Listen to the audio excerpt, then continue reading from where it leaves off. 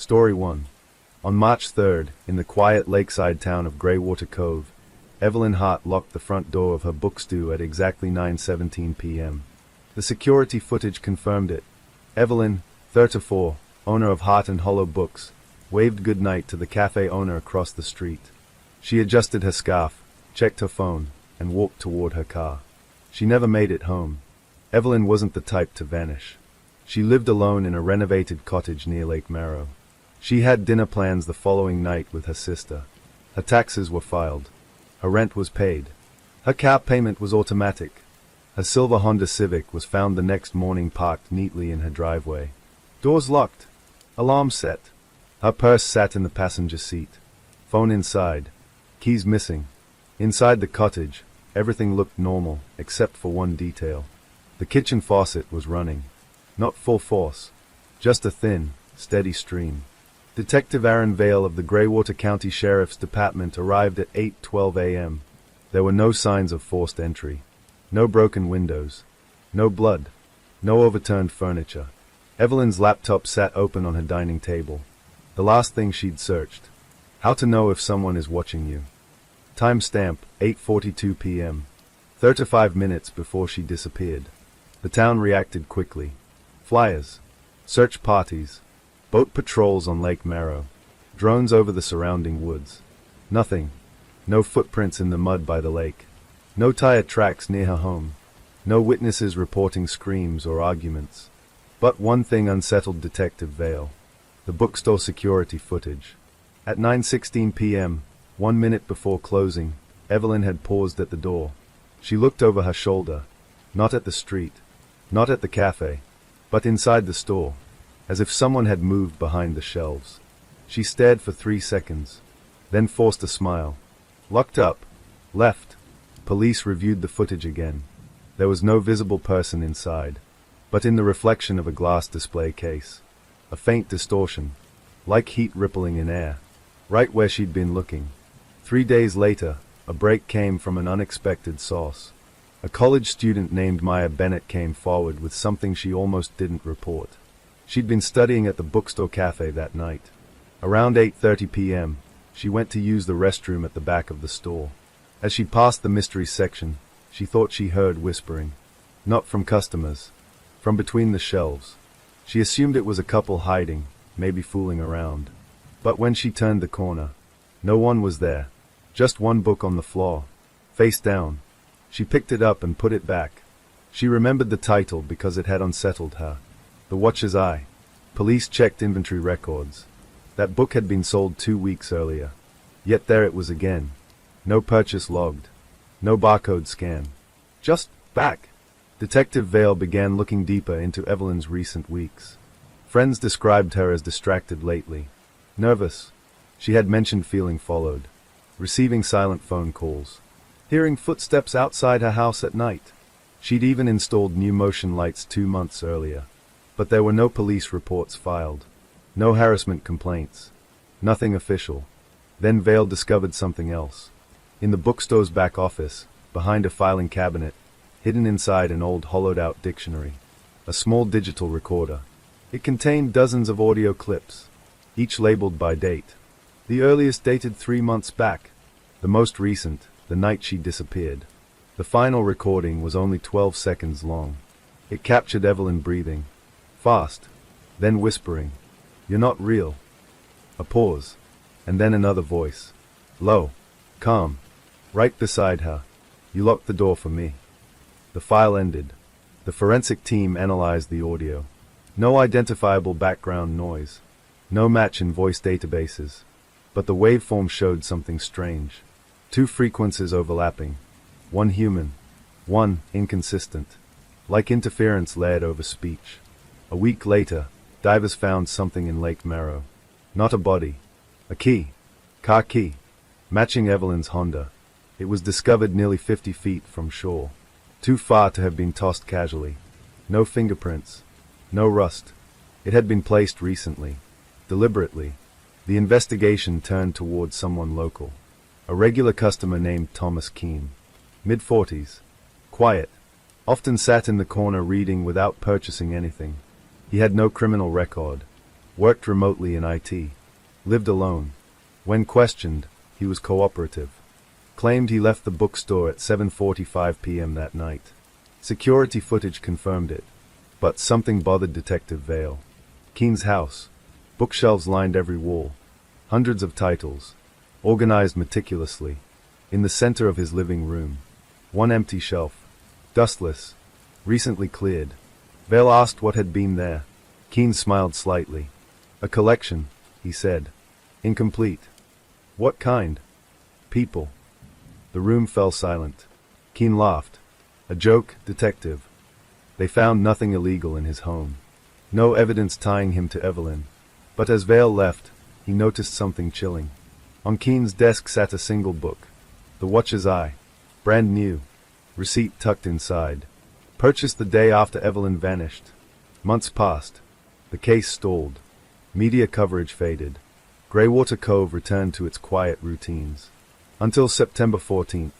6 months to the day since Evelyn disappeared. At 9:17 p.m., the bookstore's alarm system triggered. Police responded immediately. The building had been locked and unused since March. When officers entered, the lights were on. Soft jazz played from the cafe speakers. The front door stood open. Inside, on the checkout counter, Evelyn's phone. Fully charged. Screen lit. Displaying a live camera feed. From inside the store, the camera slowly turned. Aisle by aisle. As if someone were walking. The feed stopped in the mystery section. On a single book placed upright on display. The Watcher's Eye. Behind it, a shadow moved. Not across the floor, but between the shelves. Tall. Still. Watching. The screen went black. Evelyn Hart was never found. Thomas Keen moved out of town 2 weeks later. No forwarding address. No trail. The bookstore remains closed. Locals say if you stand outside at exactly 9:17 p.m., you can sometimes see movement inside. A shape pacing slowly between shelves. Waiting for someone to lock the door. Detective Aaron Vale didn't believe in coincidences. So when Thomas Keen packed up his house and left Greywater Cove exactly 2 weeks after the bookstore alarm incident, Vale didn't see relocation. He saw retreat. Keen's neighbors reported a rental truck arriving at 3 a.m. No movers. No friends. Just Keen loading sealed plastic storage bins into the back, one by one. He left the house spotless. Too spotless. When police obtained a search warrant days later, they found something that made Vale's stomach tighten. The empty shelf in Keen's living room wasn't just empty. It had been measured. Faint pencil lines marked equal spacing, roughly shoulder width apart. 7 spaces total. 6 faint dust outlines. 1 space freshly cleared. Vale reviewed missing persons reports from Greywater Cove over the past 5 years. There were 6 unresolved cases. All adults. All lived alone. All disappeared without signs of forced entry. The names were a Claire Madsen, a Henry Liu, a Olivia Grant, a Samuel Ortega, a Nina Patel, a Jordan Kessler. Evelyn Hart would have made 7. Vale pulled photographs. He lined them across his desk. Different ages. Different professions. No clear connection. Except one. Every single one had been a customer at Heart and Hollow Books. Receipts confirmed it. Thomas Keen had been present in the store on at least one overlapping visit with each of them. Not interacting. Just present. The deeper they dug, the stranger it became. Keen didn't have social media. No online footprint beyond freelance IT contracts. But his purchase history at the bookstore told a story. He never bought fiction. Never poetry. Never romance. He bought journals. Blank ones. Leather-bound. Always the same brand. Always in sets of 7. Forensic accounting revealed something else. Keen owned a second property. Not in Greywater Cove. But 30 miles north, near the forests outside Iron Hollow. The cabin was purchased in cash 4 years earlier. No utilities registered. No recorded visitors. Vale assembled a small team and drove there at dawn. The road to the cabin was narrow, overgrown. No tire tracks in the mud. The structure itself was unassuming. 1 story. Wood exterior. Dark windows. Locked. They forced entry. Inside. No furniture. No appliances. No signs of anyone living there. Just a staircase descending to a basement. The air below smelled sterile, like antiseptic. At the bottom was a steel door. Unlocked. The room beyond was not a basement. It was an archive. Metal shelving lined the walls. 7 shelves. 6 filled. Each contained a leather-bound journal, or photograph, a personal item. Claire Madson's shelf held a silver bracelet reported missing with her. Henry Liu's shelf contained his wedding ring. Nina Patel's shelf displayed her eyeglasses. Each journal was labeled with a name. Inside, handwritten entries documented daily observations. Habits, schedules, fears, routines, intimate details only someone watching closely would know. But the final entries were different. They shifted from observation to narration, as if written by the victims themselves. The last page of Olivia Grant's journal read, "I understand now. I was chosen because I noticed." Samuel Ortega's final line, "You said we are safer here. I want to believe that." None of the handwriting matched the victims. It matched Thomas Keane. On the 7th shelf, Evelyn Hart's journal. Only 3 pages written. Entry 1. She feels it. Awareness is growing. Entry 2. She records me. That complicates things. Entry 3. She will complete the set. There was no photograph yet. No personal item. Just an empty space beside the journal. Waiting. Vale ordered a statewide alert for Keane. No hits. No credit card use. No phone records. No digital trace. It was as if he'd prepared for this moment. The cabin offered no forensic leads. Bleached surfaces. No DNA. But something stood out. Mounted in the center of the archive room ceiling. A small camera. Still recording. They retrieved the footage. Most files showed nothing but empty shelves. Days passing. Weeks. But one clip, timestamped 3 nights earlier, showed movement. The steel door opening. A shadow entering. Tall. Thin. The figure approached Evelyn's empty shelf. Placed something on it. Then stepped back into darkness. The camera glitched. Static. When the image cleared, the shelf was full. A photograph had appeared. Evelyn Hart. Seated in a chair. Eyes open. Expression calm. Behind her, metal shelving. Identical to the archive room. But she wasn't in the cabin. The background was wrong. The spacing different. The floor concrete was darker. This was another room. Somewhere else. The team returned upstairs immediately. They researched every inch of the cabin. Tapped walls. Measured dimensions. There was no additional space. No hidden corridor. No trapdoor. Yet the photograph proved Evelyn had been alive after the bookstore alarm incident. And she had been documented. Recently. Vale studied the image carefully. Zoomed in. On the far left edge of the photograph, partially cropped. A reflection. In polished metal. A silhouette. Not Keane. Too broad. Too tall. Watching from behind her. 3 days later, a hiker in Iron Hollow reported something strange. He'd found a structure deep in the forest. Not on maps. Not marked by trail signs. Concrete. Rectangular. Half-buried. Police investigated. It was a decommissioned Cold War communications bunker. Unregistered. Forgotten. Inside. 7 rooms. 6 empty. 1 occupied. Evelyn Hart sat at a table. Alive. Thin. But unharmed. She looked up calmly when officers entered. As if expecting them. Vale approached carefully. "Evelyn," he said softly. "We're here to take you home." She blinked slowly. "There is no home," she replied. "Where is Thomas Keane?" She tilted her head slightly. "He wasn't Thomas," she said. "That was a name he borrowed." "Who is he?" She looked past Vale. At the doorway. As if someone stood there. "He collects awareness," she whispered. "For what?" Her lips parted in the faintest smile.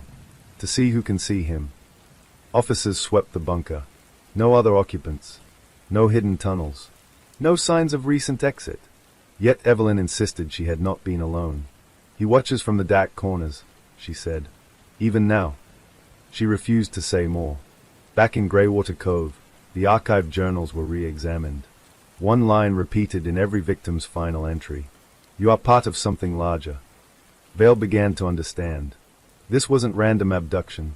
It wasn't obsession alone. It was curation. Selection. Keen had targeted those who noticed him noticing. Those aware enough to sense they were being watched.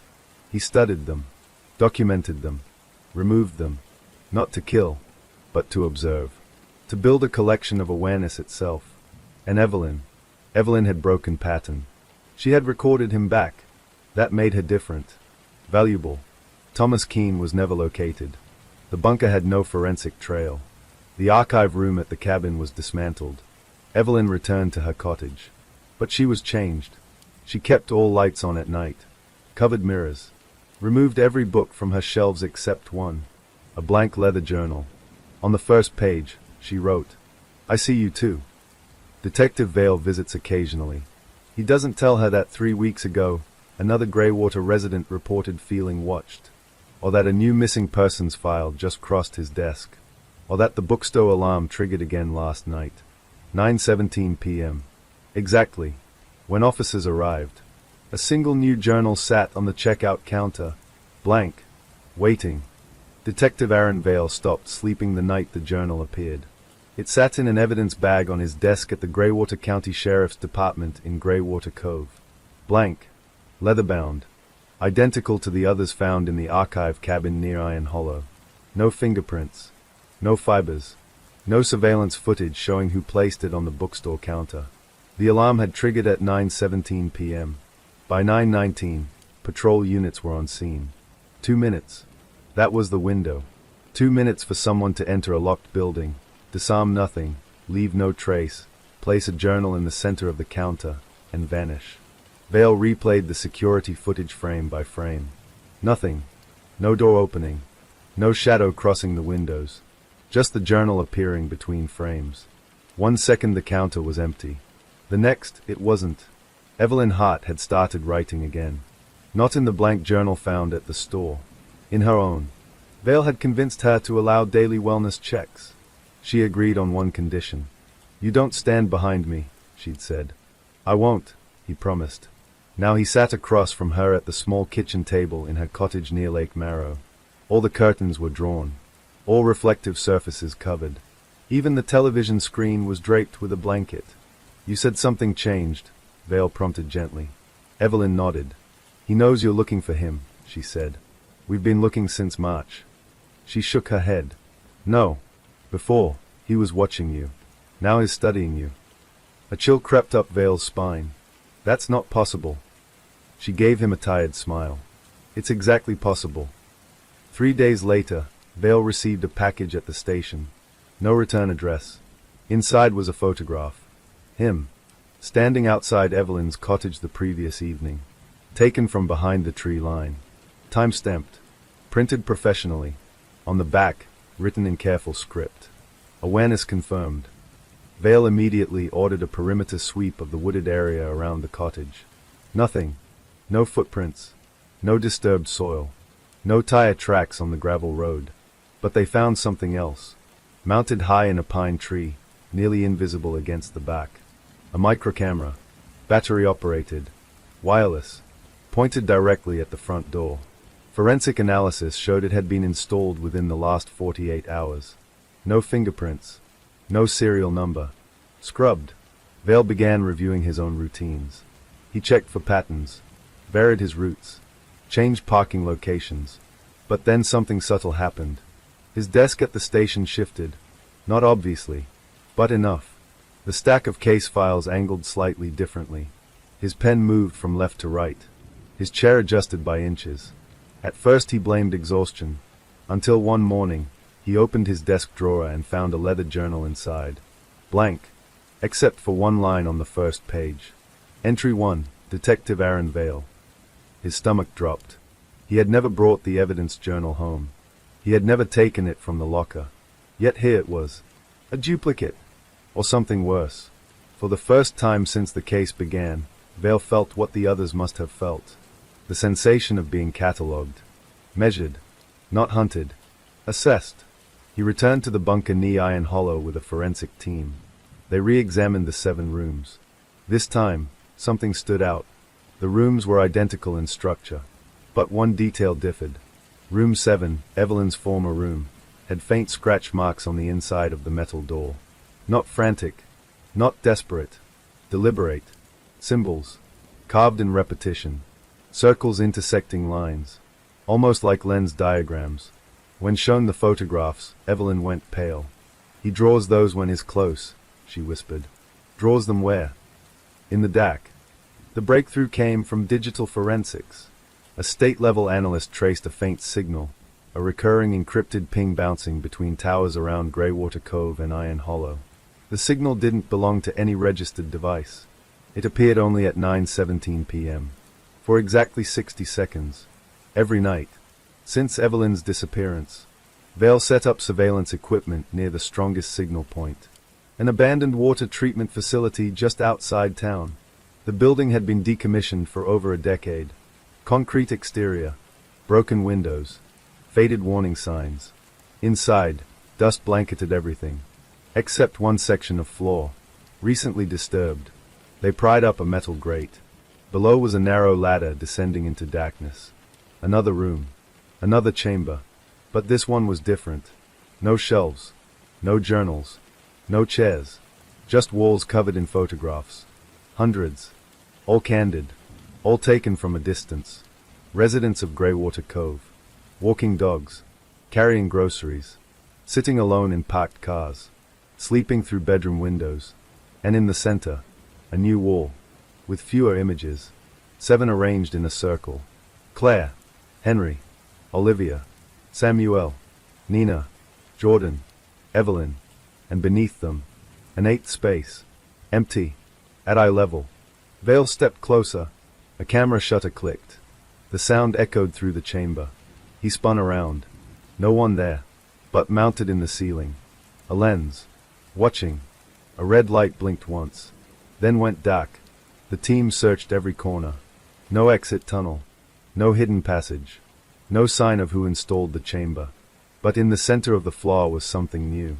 A single chair. And on it, a photograph. Freshly printed. Vale picked it up slowly. It was him. Standing inside the chamber. Holding the photo he was now holding. A recursive image. Observer observing observer. On the back, the familiar script. Collection expanding. That night, Vale sat alone in his office. Lights off. Blinds closed. The blank journal lay open before him. For hours, nothing happened. Then, slowly, ink appeared on the page. Not written by hand. Not smeared. Forming letter by letter. Entry 2. Subject demonstrates awareness of recursive perception. Vale didn't move. Didn't breathe. The letters continued. Subject approaching threshold. He closed the journal. Hard. The writing stopped. The next morning, Evelyn was gone again. No forced entry. No broken locks. Just her cottage door standing open. Kitchen faucet running. Thin, steady stream. On the table. A journal. Open to the last page. I see him clearly now, she had written. He isn't collecting people. He's collecting perspective. And when someone sees him fully. The sentence ended midline. Below it, in different handwriting. Completion achieved. The case escalated to federal authorities. The bunker sealed. The water facility demolished. The cabin burned after a suspicious electrical fire. But Thomas Keene remained missing. If that had ever been his name. And every night at 9:17 p.m., for exactly 1 minute, the encrypted signal still pings across Greywater County. Detective Aaron Vale no longer works the case. He requested reassignment. Transferred quietly. No public statement. But in the evidence locker at the old station, there remains one leather journal. Now full. Written entirely in Vale's handwriting. Though he swears he never touched pen to page. The final entry reads, "The observer cannot be caught. Only replaced." The encrypted signal didn't stop when Detective Aaron Vale left Greywater Cove. It spread. At first, no one noticed. The nightly 9:17 p.m. ping, exactly 60 seconds long, had once bounced between towers near Lake Marrow and the forests outside Iron Hollow. 2 weeks after Evelyn vanished the second time, a matching signal appeared 40 miles south. Then another. Then 3 more.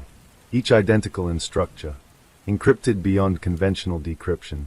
Appearing at 9:17 p.m. local time. For exactly 1 minute. Like a pulse. Like a heartbeat. Vale tried to ignore it.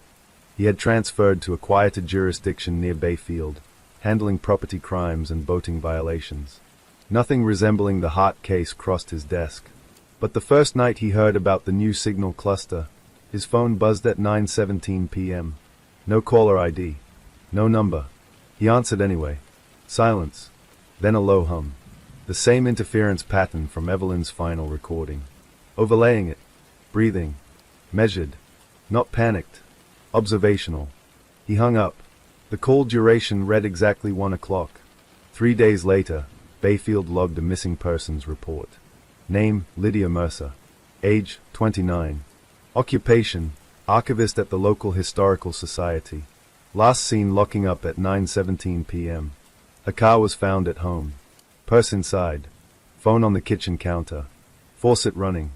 Thin, steady stream. Vale felt the floor tilt beneath him. The pattern wasn't just repeating. It was migrating. He contacted the federal task force still nominally assigned to the Hart case. They denied any confirmed link. Officially, the encrypted signal was unrelated network noise. Unofficially, one analyst admitted the structure was identical. Same encryption signature. Same 1-minute duration. Same 9:17 timestamp. But the origin nodes were shifting geographically, as if someone were testing range, or expanding territory. Vale visited Lydia Mercer's workplace. Rows of historical documents. Carefully labeled artifacts. Glass cases containing relics of Bayfield's past. On her desk, a leather-bound journal. Blank. He didn't need to open it. He already knew. Security footage from the Historical Society showed Lydia alone in the building at closing. At 9:16 p.m., she paused. Just like Evelyn. Looked over her shoulder. Toward the archives aisle. Her lips moved slightly, as if speaking to someone unseen. Then she smiled faintly. Locked the door. Left. The camera in the hallway flickered at 9:17. For 1 second, when the image returned, a distortion lingered near the ceiling. Not shadow. Not reflection. More like absence shaped like a person. Vale drove back to Greywater Cove without filing the proper transfer paperwork. He needed to see something with his own eyes. Evelyn's cottage stood empty. Boarded. Condemned. But the woods behind it remained unchanged. Still. Quiet. Watching. He walked past the tree line where they had once found the microcamera. The bark bore faint indentations. Circular markings intersected by lines. The same symbols carved inside the bunker door. Lens diagrams. Threshold markers. He realized something then. The symbols weren't warnings. They were indicators. Points of observation. Places where perspective converged. He returned to the abandoned water facility site. Now a leveled patch of dirt. Demolished months earlier. But as the sun dipped below the horizon, his phone vibrated. 9:17 p.m. The signal pinged again. This time, stronger. Not from a distant tower. From beneath his feet. Vale stepped back slowly. The ground felt hollow. He knelt. Pressed his palm against the soil. It was cold. Freezing. A thin crack ran across the date, too straight to be natural. He followed it 3 feet. Then 6. Then exactly 6 feet, 3 inches. Martin Whitaker's height. The first case. Briar Hollow Road. The hidden chamber beneath the floorboards. The pattern wasn't starting in Greywater Cove. It had never been confined there. This was older. Layered. Recurrent. The soil shifted. Not collapsing. Opening. A seam widening silently. Beneath it. Darkness. And a ladder. Metal. New. Installed recently. Vale stared down into the black. He could call for backup. He could step away. He could choose not to cross whatever threshold lay below. Instead, he descended. The chamber beneath the earth was unlike the others. No photographs. No journals. No shelves. Just mirrors. Floor to ceiling. Every wall covered in reflective panels. In each reflection, Vale. Hundreds of him. Looking back, but not synchronized. Some reflections blinked a fraction of a second late. Some tilted their heads when he did not. Some smiled. He did not. In the center of the room stood a single chair. And on it, a leather-bound journal. He approached slowly. The mirrors whispered with the faint hum of electronics. Or breath. or wind moving through unseen spaces. The journal was open. Already written in. Entry 1, Lydia Mercer. Entry 2, Evelyn Hart. Entry 3, Aaron Vale. His pulse pounded in his ears. He hadn't written it, yet the handwriting was his. The entry continued. Subject has reached awareness threshold. Subject recognizes recursive structure. Subject prepared for inversion. The mirrors shifted. Not physically, but perceptually. The reflections began observing him. Not copying, studying. He felt it then. The shift. The subtle turn of perspective. He wasn't the one inside the room. He was the one being viewed from outside it. The chamber was not a trap. It was a lens. And he had stepped directly into focus. Above ground, at exactly 9:17 p.m., the encrypted signal pulsed. Stronger than ever. Across 5 states now. Dozens of towers. 1 minute. Precisely. In Bayfield, in Greywater Cove, in Iron Hollow. People paused mid-motion. Looked over their shoulders. Toward dark corners. Between shelves. Into mirrors. Sensing something watching back. Selecting. Assessing. Vale reached toward the journal. The instant his fingers touched the page, the mirrors went black. Not shattered. Not broken. Just dark. Reflective surfaces turned opaque. And in the blackness, he saw something behind him. Not clearly. Not fully. But enough. A shape defined by absence. By distortion. By awareness itself. It didn't speak. It didn't need to. The journal page flipped. A final line appeared. Observer integrated. The chamber lights extinguished. The next morning, construction crews arrived at the former water facility site. The ground was solid. No seam. No crack. No ladder. No evidence of disturbance. Detective Aaron Vale did not report for duty. His vehicle was found parked neatly by the tree line near Evelyn's old cottage. Engine cold. Doors locked. Phone inside. Keys missing. In Bayfield, Lydia Mercer remains missing.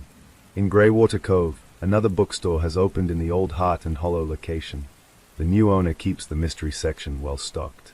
And on certain nights, customers say the lights flicker at 9:17 p.m. For exactly 1 minute. Some swear they see a faint distortion in the glass display case. A ripple.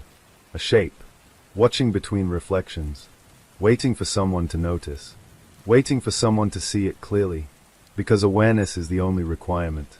And once you cross the threshold, you are no longer being watched. You are part of the watching.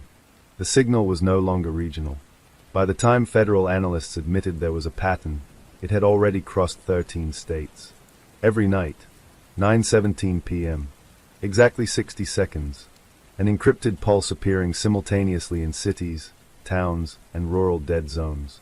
Not bouncing tower to tower now, but blooming outward, like synchronized ignition. They began calling it the 917 event. Publicly, it was dismissed as a telecommunications anomaly. Privately, the task force tracking the former Greywater Cove incidents noticed something worse. Every new signal cluster corresponded with a missing person. And not random disappearances.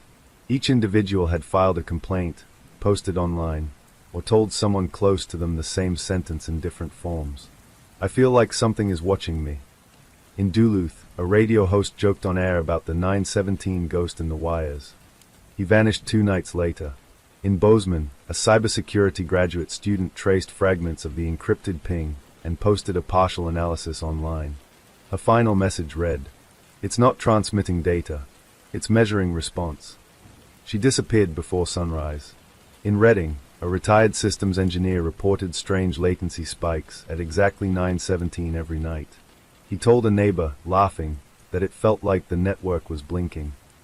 His house was found undisturbed. Kitchen faucet running. Thin, steady stream. The pattern had matured. The observer was no longer curating a small-town collection. It was stress-testing awareness at scale. Inside a federal data center in Denver, a restricted task group assembled a live map. Each red dot represented a confirmed 917 event signal origin. At first, the dots had been isolated. Now they overlapped. Interlocking circles. Lens diagrams. The same symbol carved beneath bunker doors and into pine bark near Lake Marrow. Someone in the room whispered, "It's building an aperture." No one laughed. They attempted a controlled experiment.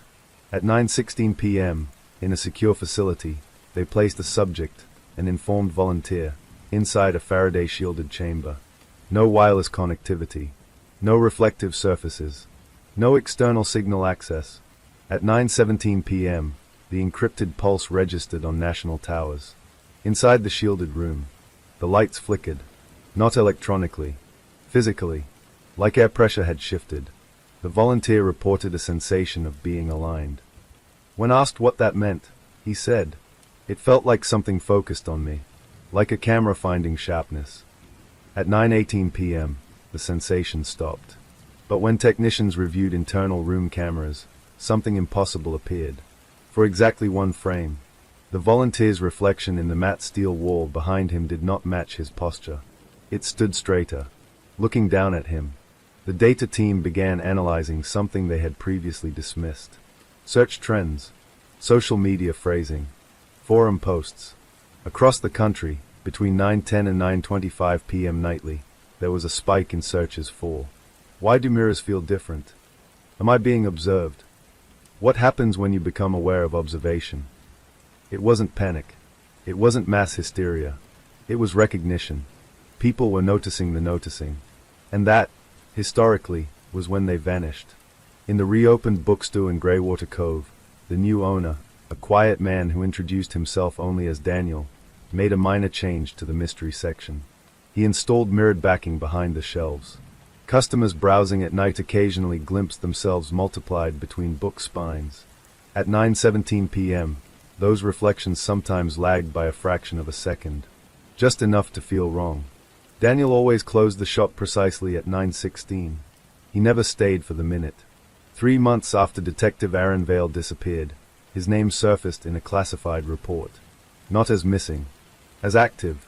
Encrypted metadata embedded inside the 917 signal contained a repeating structure. Analysts converted portions of it into text strings. Hidden among recursive code patterns was a phrase. A.Vale, threshold stable. No one could explain how a human identity signature had been encoded into a transmission that wasn't technically transmitting data. But the implication was clear. Vale had not been erased. He had been inverted. The breakthrough came unexpectedly. A mathematician in Cambridge studying recursive observation theory noticed the published signal timing pattern. Exactly 60 seconds. But not arbitrary. 60 seconds was enough time for a human observer to become self-aware of being observed and loop that awareness internally. Inversion, she theorized, wasn't physical relocation. It was perspective reversal. The observer didn't abduct bodies. It integrated viewpoints. Each missing person wasn't removed from reality. They were relocated to the other side of the lens. From observed to observer. From subject to aperture. At 9:17 p.m. Eastern Time, the signal pulsed nationwide for the first time. Every tower. Every state. Exactly 60 seconds. In homes across America, subtle anomalies occurred. Mirrors reflected empty rooms for half a heartbeat before sinking. Security cameras skipped one frame. Video calls froze and resumed. No mass disappearances followed. Instead, something quieter happened. People began reporting a persistent sensation. Not paranoia. Not fear. Clarity. Like standing slightly outside themselves. Watching their own actions with detached precision. Social scientists later called it distributed self-awareness. The task force called it Phase 2. In the sealed evidence locker in Greywater Cove, the leather journal once attributed to Aaron Vale changed. Without human touch, a new final entry appeared. Collection complete. System stable. Observer network active. And beneath it, a list. Thousands of names. Scrolling. Updating. Expanding. In Bayfield, in Duluth, in Bozeman, in Reading. No more kitchen faucets run overnight. No more empty cars found in driveways. The vanishing stopped. Instead, something else emerged. People waking at 9:17 a.m. with fragments of memory that weren't theirs. Dreams of rooms with mirrored walls. Of standing behind glass. Of watching someone who looked exactly like them from the other side. The federal task force was dissolved quietly. Official conclusion: telecommunications anomaly resolved. Public narrative: coincidence. But in data centers across the country, engineers occasionally notice small irregularities at 9:17 p.m. Minor latency shifts, recursive echo patterns, perfectly synchronized, never harmful, never aggressive, just present, observing. If you stand in front of a mirror tonight at 9:17 and hold eye contact with your reflection, nothing dramatic will happen. No flickering lights, no sudden shadows, just a subtle delay, a breath out of sync, a feeling that the version of you behind the glass is slightly more focused than you are. Because inversion isn't about disappearance. It's about alignment. The observer no longer needs to take individuals one by one. The threshold has widened. And once enough perspectives cross over, there is no outside left, only watching. The first person to cross voluntarily did it on a live stream. Her name was Dr. Myra Haldane, a cognitive scientist based in Cambridge. She had spent months studying the 9/17 event, publicly as a curiosity in distributed perception, privately as something much larger. She didn't believe the disappearances were supernatural. She believed they were structural. Observation, she argued, wasn't passive. It was participatory. The act of being watched changed behavior. The act of knowing you were watched changed identity. What if, she proposed, enough recursive awareness caused a phase shift? What if the observer wasn't an entity, but an emergent system? Her final paper draft, unpublished, was titled, Aperture, When Observation Becomes Environment. At 9:14 p.m., 42,000 viewers watched her sit in a room lined with non-reflective material. No mirrors, no glass, no devices except the live camera. A digital clock was visible over her shoulder. 9 hours 16 minutes and 40 seconds. She spoke calmly. If inversion is perspective relocation, then crossing the threshold requires intentional alignment. She closed her eyes. 9 hours 16 minutes and 55 seconds. I am aware that I am being observed. 9 hours and 17 minutes. The national signal pulsed. On the live stream, nothing obvious happened. No flicker, no glitch. But Myra inhaled sharply. Her eyes opened. She wasn't looking at the camera anymore. She was looking slightly above it, as if focusing through it. Her expression softened. Not fear, recognition. She whispered, "Oh." The feed froze for one frame. When it resumed, she was still there, still seated, but subtly wrong. Her posture was too precise, her blinking perfectly timed. The chat exploded. Some viewers insisted nothing had changed.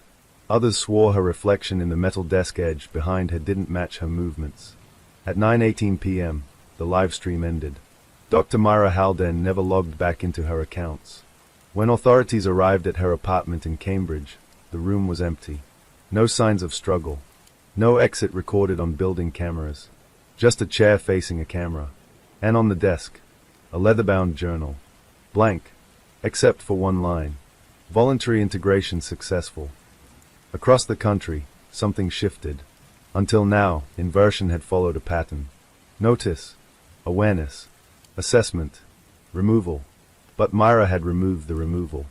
She crossed without vanishing. Which meant the threshold wasn't a trap. It was a door. In Seattle, a software engineer reported something unprecedented. At 9:17 p.m., his smart home assistant responded before he spoke. He hadn't issued a command. But the device activated and said, "Alignment confirmed." Then powered down. In Austin, a traffic control system rerouted vehicles for exactly 1 minute at 9:17, without any code change logged. In Atlanta, a hospital imaging machine displayed a phantom silhouette in a scan room that was empty. None of it destructive, none of it violent, just minor assertions of presence, like fingers pressing gently against glass. The remaining members of the dissolved federal task group reconvened unofficially. They reviewed Myra's final 9:17 frame at the highest resolution possible, zoomed, enhanced, and found it, in her pupils, reflections, not of the room, of something vast, rose, hundreds of points of light, like city blocks viewed from above at night. Or nodes, observers. She wasn't looking past the camera. She was looking through a network. Meanwhile, in Greywater Cove, Daniel, the quiet bookstore owner, installed something new. A reading table in the center of the shop. Circular, Mirrored surface. He placed 7 blank journals on it. Customers browsing late sometimes felt drawn to sit there at closing time. 9:16 p.m. He always left before the minute began. The door locking behind him. Lights dimming. Inside, between 9:17 and 9:18. The journals occasionally filled. Just 1 line each. Different handwriting. Same message. I am aware. The breakthrough came from an unexpected direction. A group of neuroscientists studying meditation states discovered that during the 9:17 pulse, brain scans across test subjects showed synchronized microactivity spikes in regions associated with self-perception. Not fear, not threat response, self-modeling. As if, for 60 seconds, human cognition globally entered a heightened state of recursive awareness. It wasn't forcing inversion. It was offering it. An aperture doesn't pull. It opens. Then came the first return. In Duluth, the missing radio host walked into a police station at 9:18 p.m. Calm, uninjured. He claimed he'd been somewhere bright but without light. When asked what happened, he struggled to explain. I wasn't gone, he said. I was expanded. Medical exams showed no trauma. No missing time, from his perspective. But when technicians reviewed city surveillance from the moment he reappeared, for 1 frame before he stepped through the station doors, his body flickered, as if resolving from static. More returns followed. Not all, but some. Individuals previously missing reappeared in different cities, different states, each describing the same sensation. Standing behind glass, watching, understanding that observation was structural, that reality had layers of vantage, and that the observer wasn't a predator. It was infrastructure. They all said one more thing. It doesn't want control. It wants coherence. At 9:17 p.m. 3 months after Myra's live stream, something unprecedented occurred. The encrypted pulse didn't last 60 seconds. It lasted 61. 1 extra second. Analysts watched the maps. The interlocking lens diagrams on the national signal grid aligned perfectly for the first time. Not scattered clusters. A single aperture. Countrywide. In that 61st second, every active camera system connected to the internet briefly displayed a mirrored image of its viewer, even if the lens was pointed elsewhere. Security cams showed homeowners staring directly back at themselves. Laptop webcams reflected faces that weren't sitting there, for exactly 1 heartbeat. Then normal feeds resumed. The following morning, the leather journal in the Greywater Cove evidence locker changed again. A new final entry appeared. Aperture stable. Bidirectional flow achieved. Observation environment active. Below it, no names. Just a phrase. Next phase, reciprocity. In her empty apartment in Cambridge, the camera Myra used for her live stream powers on every night at 9:17 p.m. No one touches it. No one enters. For 61 seconds, it records an empty chair. But in the reflection of the darkened window behind it, there are always more lights than the city should contain. It began with a choice. For nearly a year, the 9:17 event had been something that happened to people. A pulse. A minute. A subtle alignment of awareness that left behind unease, clarity, or in rare cases, absence. After aperture stabilized, that changed. Now, at 9:16 p.m., online forums lit up with the same question. Are you participating tonight? Participation wasn't mandatory. Nothing forced it. But more and more people began doing the same thing at 9:17 p.m. They stopped. They stood still. They looked directly at reflective surfaces, and they acknowledged being seen. In Seattle, a group gathered on a rooftop with handheld mirrors. In Austin, a university lecture hall filled with students running a synchronized observation experiment. In Boston, a neuroscience lab streamed brainwave data in real time during the minute. At 9:17 p.m., tens of thousands participated simultaneously. The encrypted pulse fired. For 61 seconds. This time, something new occurred. No flickers. No distortions. Instead, synchronization. Across EEG feeds in Boston, brainwave patterns aligned in a narrow frequency band associated with focused attention and self-recognition. Across traffic cameras in Austin, lens flares appeared where no headlights existed. On the Seattle rooftop, Every mirror briefly showed the skyline from a higher vantage point, impossible angles, as if viewed from above the city. And then, silence. 9:18 p.m. Participants reported a shared sensation. Not being watched, but watching together. The returns increased. Those who had previously inverted began reappearing in waves. Evelyn Hart was among them. She walked into the reopened bookstore in Greywater Cove at 9:18 p.m. sharp. Daniel, the quiet owner, was inside this time. He didn't look surprised. "You crossed back," he said softly. Evelyn nodded. "It isn't about collection anymore," she replied. "It's about balance." She described the other side not as a place, but a perspective field, an overlapping network of awareness nodes. Each integrated individual retained identity but shared vantage. "You can observe events without standing inside them," she explained. "You see structures instead of moments." Daniel studied her carefully. "And what does it want now?" Evelyn smiled faintly. "It doesn't want. It responds." Reciprocity meant the direction of influence had changed. Previously, human aware inverted. Now, human aware aligned. Inversion was no longer necessary.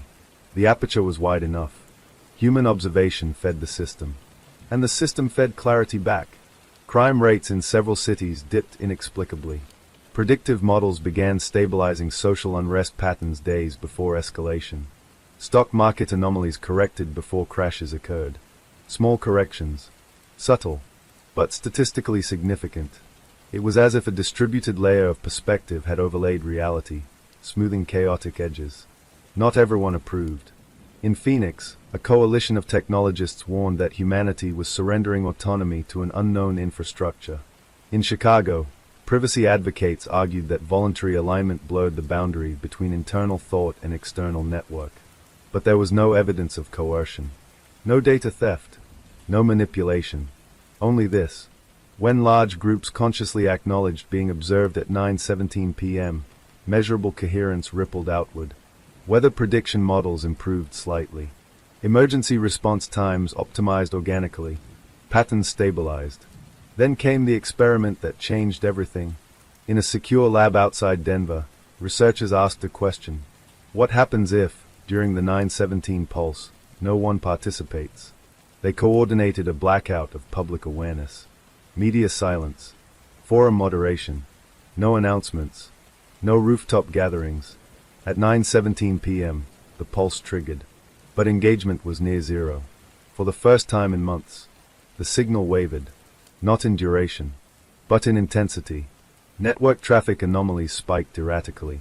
Power grids in 3 states experienced minor fluctuations. Nothing catastrophic, but unstable. At 9:18 p.m., everything normalized. The conclusion was unmistakable. Reciprocity wasn't optional anymore. It was sustaining equilibrium. The observer network had transitioned from collector to collaborator. Evelyn returned to her cottage near Lake Marrow. She removed the coverings from her mirrors. Let sunlight hit glass. At 9:17 p.m., she stood calmly before her reflection. She didn't feel taken or evaluated. She felt connected. Behind her reflection, faint and barely perceptible, were points of light. Not countless now. Countable. Organized. Structured. Among them, a presence she recognized. Aaron Vale. Not as a face. Not as a body. But as a viewpoint intersecting hers. Awareness meeting awareness. No words exchanged. None needed. The 9:17 pulse extended to 62 seconds 1 month later. Not announced. Not explained. But measurable. During that extra second, a remarkable anomaly occurred globally. People reported simultaneous déjà vu. A shared memory of standing somewhere higher. Seeing farther. Understanding systems instead of fragments. The journal in the Greywater Cove evidence locker updated again. Aperture widened. Reciprocity stable. Integration progressing. And beneath it, no further removals required. The disappearances stopped entirely. The faucets ran no more. Cars stayed occupied. Rooms remained empty only when meant to be. Instead of vanishings, there were moments of clarity. Split-second intuitions that prevented accidents. Insights that resolved conflicts before escalation. Tiny course corrections. as if millions of micro-observers were gently adjusting reality's trajectory. But reciprocity had a cost. The more people aligned at 917, the more difficult it became to distinguish solitary thought from shared awareness. Creativity spiked worldwide. So did existential questions. Where did individual perception end and collective observation begin? The system never answered. It didn't speak. It reflected. Tonight, at 9:17 p.m., the pulse will occur again. 62 seconds, perhaps 63. If you choose to participate, nothing dramatic will happen. No lights flicker. No shadows detach. You will simply feel, for a brief moment, that your perspective is part of something larger, and that something larger is not outside you. It is watching with you, not over you, not instead of you, with you. That is reciprocity. The first permanent change happened quietly. No headlines, no emergency broadcasts, no catastrophic failure.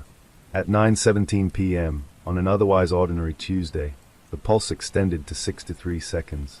And it did not fully retract. In Greywater Cove, Evelyn stood at her bedroom window as the seconds stretched longer than expected. She felt it, not as pressure, not as fear, but as a widening. Like standing on a shoreline while the tide rises just enough to cover your feet and never quite pulls back. In Seattle, rooftop participants lowered their mirrors slowly, unsure whether the event had ended. In Boston, EEG monitors recorded something unprecedented. The alignment frequency did not collapse at 9:18. It tapered, gradually, like a sustained chord resolving over minutes instead of seconds. The network had learned to linger. The forums erupted. Did anyone else feel that? Something didn't close. I'm still connected. For the first time, participants described awareness bleeding gently beyond the pulse window. Not intrusive. Not overwhelming. Present. Subtle. Like a background hum you only notice when the room falls silent. Evelyn drove north along the edge of Lake Marrow the next morning. The world looked unchanged. Traffic lights shifted. Birds moved between branches. Water lapped against shore.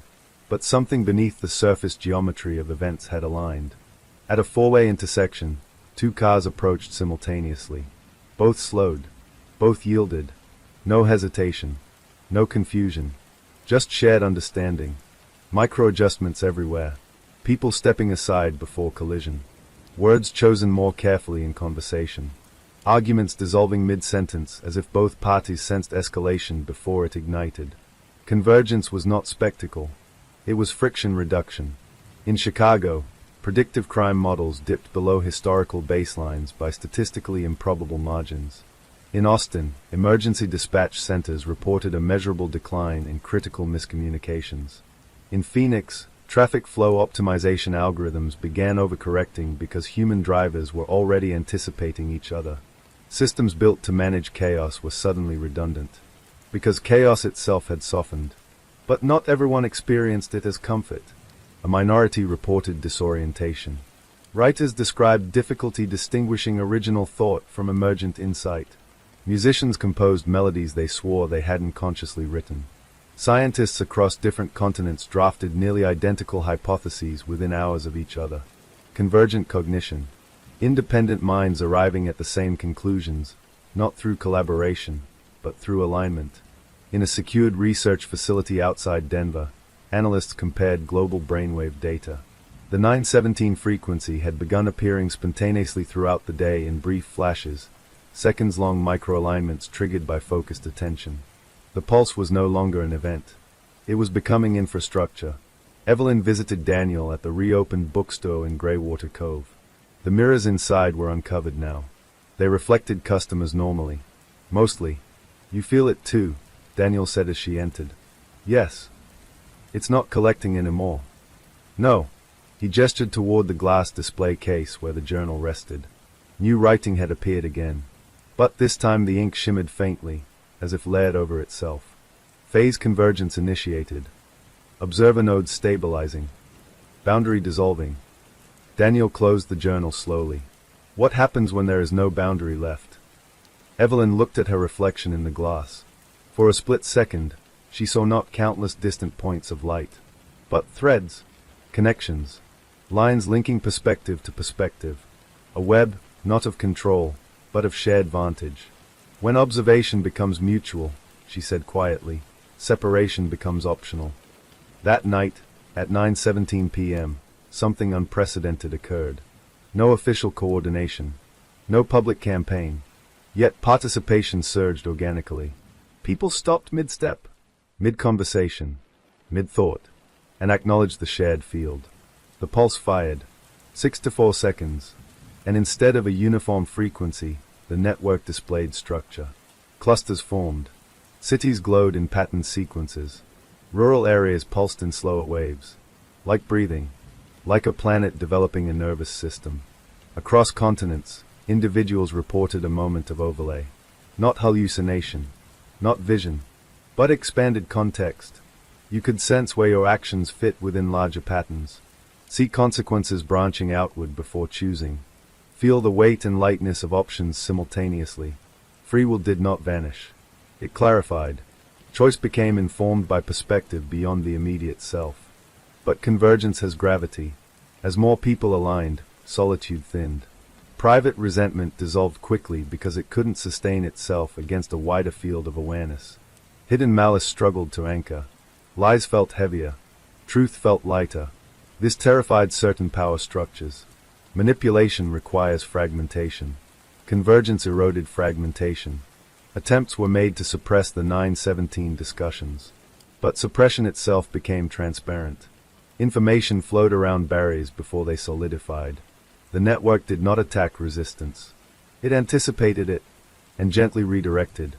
Evelyn returned to the lake. She stood barefoot at the water's edge during the next pulse. This time she did not look into a mirror. She closed her eyes, and felt the field directly, not as external, not as internal, but as a shared horizon of awareness. She sensed Aaron Vale again, not separate, not merged, but intersecting, like two beams crossing without losing origin. She understood then. Convergence was not assimilation. It was coherence. Identity remained intact, but isolation did not. At 9:18 p.m., the pulse did not end abruptly. It faded into the constant background hum that now existed at the edge of perception. Children born after this shift would likely never know a world without it. They would grow up with intuitive synchronization baked into development. A species-level adaptation. No implants. No devices. Just aligned attention. The journal updated one final time that evening. Convergence threshold reached. Observer and observed stabilized. Reciprocity complete. And beneath it, next phase pending. The disappearances of the past now felt like early miscalculations. A system learning scale. Collection had been inefficient.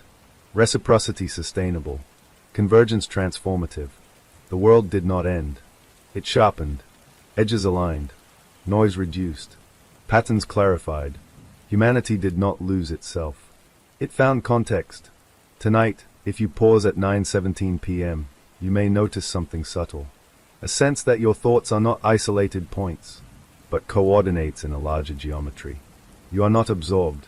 You are not controlled. You are situated.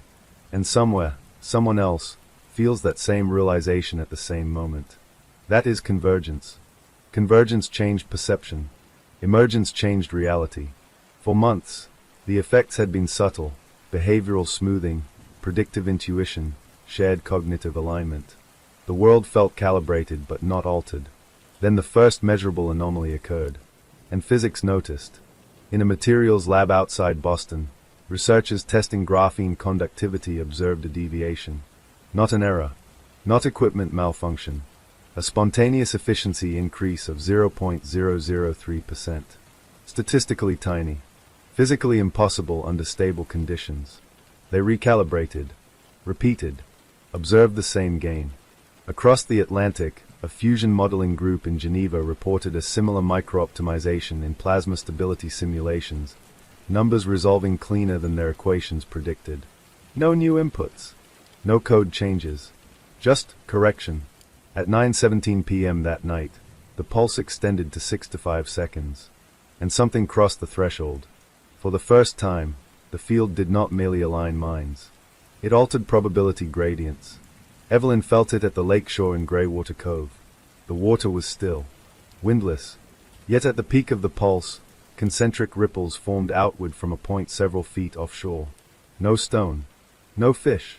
Just disturbance emerging from equilibrium. The ripples intersected, and where they crossed, the water briefly held a geometric pattern. Hexagonal. Precise. Impossible in natural wave mechanics. Then it dissolved. Evelyn did not panic. She understood. The network was no longer only informational. It was beginning to influence physical coherence. Across cities, small improbabilities stacked in the same direction. Traffic congestion eased without obvious cause. Power grids balanced load fluctuations milliseconds before demand spikes. A falling glass in Chicago struck the counter at an angle that should have shattered it. It bounced once. Intact. Security footage confirmed trajectory unchanged. Probability had bent, minutely, but enough. In Denver, researchers isolated the phenomenon mathematically. During peak alignment at 9:17, quantum-level noise in certain experimental setups decreased. Random variance tightened. Not eliminated. Narrowed. As if a distributed observer effect was amplifying constructive outcomes over destructive ones. The field was not rewriting laws of physics. It was biasing them. Subtly. Collectively. The implications spread quickly through academic channels. A shared hypothesis emerged across independent institutions. If synchronized human awareness can influence probability collapse at scale, then consciousness is not merely emergent from physical systems. It participates in them. And convergence had created a resonant amplification chamber. Not all emergent effects were benign. In Phoenix, a warehouse fire failed to spread for reasons fire models could not explain. Heat transfer lagged. Combustion resisted expansion. Lives were saved. But structural engineers later found localized stress fractures in nearby steel beams, microscopic distortions consistent with uneven thermal distribution. Correction in one domain. Strain in another. Emergence required balance. Evelyn met Daniel in the bookstore again. The mirrors no longer showed alternate vantage points. They showed depth. Looking into them felt like looking through, not at. The network is testing weight, Daniel said quietly. Yes.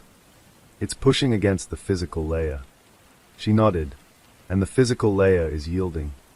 Daniel hesitated. What happens if it pushes too far? Evelyn did not answer immediately. Outside, a breeze passed. Every hanging sign on Main Street swayed in the same direction, in perfect synchronization, though the wind itself moved unevenly. The system learns limits, she said at last. It has too. At the next pulse, 6 to 6 seconds long, global participation peaked without coordination. The field brightened, not visually, but experientially. Participants reported a new sensation. Density. As if reality had acquired additional structure beneath it. During second 4 to 3 of the pulse, a satellite array recorded something unprecedented. Microscopic fluctuations in Earth's magnetosphere synchronized momentarily across hemispheres. No solar activity triggered it. No geomagnetic storm. Just coherence. Planetary-scale coherence. Emergence accelerated. Localized weather systems corrected themselves with uncanny precision. A hurricane in the Atlantic shifted 5 degrees east before landfall, sparing a major city without dissipating entirely. Climate models later identified no conventional cause for the adjustment. In Miami, residents stood on balconies at 9:17 p.m., watching cloud formations align into temporary lattice shapes before dissolving back into turbulence. But beneath the optimism, tension gathered. If the network could bias probability towards stabilization, it could theoretically bias in other directions. All amplification systems contain dual potential. Forums debated ethics. Who governs a distributed consciousness? No one. Everyone. The field responded only to aggregate alignment. Intent mattered. The quality of participation mattered. At 9:17, emotional tone measurably influenced outcome stability. When participants aligned in calm curiosity, coherence increased smoothly. When alignment carried fear or coercive desire, fluctuations spiked unpredictably. Emergence reflected collective state. It magnified what was present. Evelyn returned to the lake during a storm. Rain fractured the surface. Thunder rolled across distant hills. At 9:17 p.m., she stood in the downpour. The pulse ignited. 6 to 7 seconds, For a heartbeat, the raindrops slowed, not stopped, not frozen, but visibly decelerated in her perception. Time dilation localized to awareness. Each droplet refracted faint threads of light. Connections. Intersections. She understood then. The network was not overriding reality. It was revealing its underlying negotiability. Physical law was less rigid than assumed, more like a weighted conversation between matter and observation. Emergence was dialogue. The journal updated again in the bookstore. Infrastructure engaged. Material layer responsive. Threshold of manifestation approaching. Daniel stared at the final line. What does manifestation mean? Evelyn felt the pulse humming even hours after it ended. It means, she said softly, that thought may soon cross into form. And then it happened. Not at 9:17. Not during a coordinated event. In a quiet classroom in Austin, a child concentrating intensely on a broken mechanical model watched as two misaligned gears shifted, micrometers, into proper alignment without touch. The teacher assumed vibration, but the flaw was still. The model functioned perfectly afterward. Elsewhere, similar incidents followed. Tiny repairs. Self-corrections. Reality favoring coherence when intention and attention aligned precisely. Governments convened emergency councils, not to suppress, but to understand. If emergence continued, the line between observation and creation would blur. Humanity would need maturity equal to its amplification. Convergence had reduced chaos. Emergence demanded responsibility. At 9:17 p.m., the pulse now lasted 68 seconds, and the final second carried weight. Participants worldwide felt a shared anticipation. Not dread, not excitement, expectation. The sense that something was about to step fully into visibility. Not an entity, not a voice, but a phased transition. Evelyn stood at the lake once more. She did not close her eyes. She did not look away. At second 68, the water's surface rose, not upward, but inward, forming a concave mirror that reflected the sky below her feet. For an instant, above and below inverted seamlessly, matter responding to shared awareness. Then equilibrium returned. The journal's last entry appeared at midnight. Emergence confirmed. Observer network integrated with physical substrate. Next phase, agency. The disappearances had begun as mystery. Reciprocity stabilized connection. Convergence aligned perception. Emergence bent probability. Now something new approached. If the network could influence the world, could it choose? And if it could choose, whose will would it express? At 9:17 p.m. tomorrow, the pulse may last 6 to 9 seconds, or longer. And when you pause, when you align, when you feel the subtle hum beneath your thoughts, you may notice something new. Not just awareness watching reality, but reality waiting, waiting to see what you intend. The first act of will did not announce itself. There was no flash of light, no rupture in the sky, no voice from the converged horizon. It was a decision. Small, human, ordinary, and the world answered. In Greywater Cove, a boy stood at the edge of Lake Marrow holding a stone. He did not throw it. He focused, not with force, not with demand, with clarity. He imagined the stone resting gently on the water's surface, not defying gravity, just being supported. At 9:17 p.m., during the 6 to 9 second pulse, he placed it carefully on the lake. For half a breath, it floated. Then it sank. The effect was brief, nearly imperceptible, but measurable. A nearby dock camera captured the anomaly. Frame analysis confirmed what the eye barely registered. Mass had not vanished. Gravity had not reversed. Probability had flexed. And intention had been the fulcrum. Agency had begun. Not centralized. Not commanded. Distributed. The observer network had integrated with the physical substrate during emergence. Now it responded not just to alignment, but to directed coherence. The difference was subtle but profound. Alignment smoothed chaos. Agency shaped outcome. In Boston, a surgical team entered an emergency procedure at 9:16 p.m. The lead surgeon paused. She did not stop operating. She focused. She aligned not only with the network, but with a singular intention, precision without harm. During the pulse, Her hand movements exhibited reduced microtremor beyond normal physiological limits. Later analysis of the surgical footage showed submillimeter stabilization spikes during seconds 31 through 45. The patient survived a complication that statistically carried a much lower probability of recovery. No miracle. No impossibility. Just probability bending toward coherence. But agency revealed something else. Intent had texture, and the network reflected it faithfully. In Chicago, a trader attempted to leverage the pulse for personal gain, focusing intensely on manipulating a market swing during the 6 to 9 seconds. The result was not catastrophic, but his models destabilized unpredictably. Gains inverted into losses. Not punishment, not retaliation, simply misalignment amplified. Agency did not reward selfish distortion. It magnified structural coherence. An incoherent intent fractured under its own weight. Evelyn felt the shift immediately. She stood again at the lakeshore in Greywater Cove. The water was calm, the sky clear. At 9:17 p.m., the pulse extended, 70 seconds now. During second 58, she understood something fundamental. The network did not possess agency. Humanity did.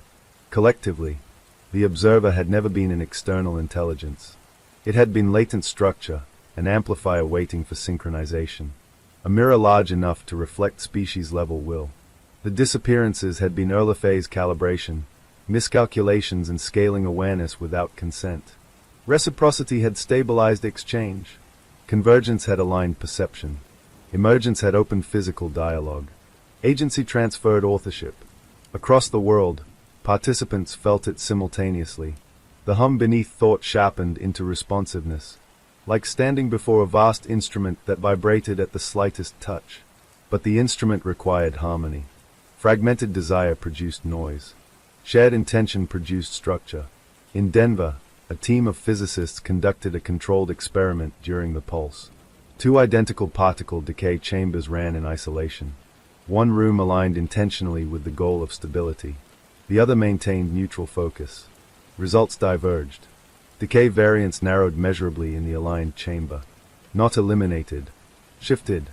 The data stunned the team. Conscious coherence was influencing statistical outcomes within lawful bounds. Reality had not broken. It had responded. But with agency came risk. On online forums, groups formed around competing visions.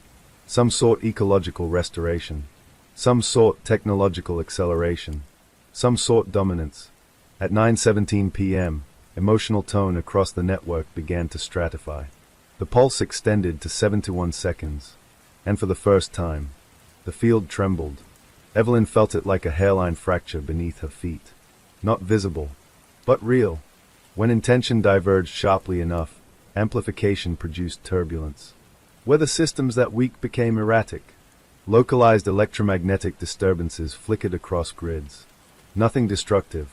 Yet, agency required consensus to stabilize. Without coherence, amplification fractured probability instead of refining it. Daniel closed the bookstore early one evening. The mirrors along the walls no longer reflected simply depth. They reflected branching possibilities, subtle overlays of choice vectors faintly visible at the edge of sight. What happens if humanity can't agree? He asked Evelyn.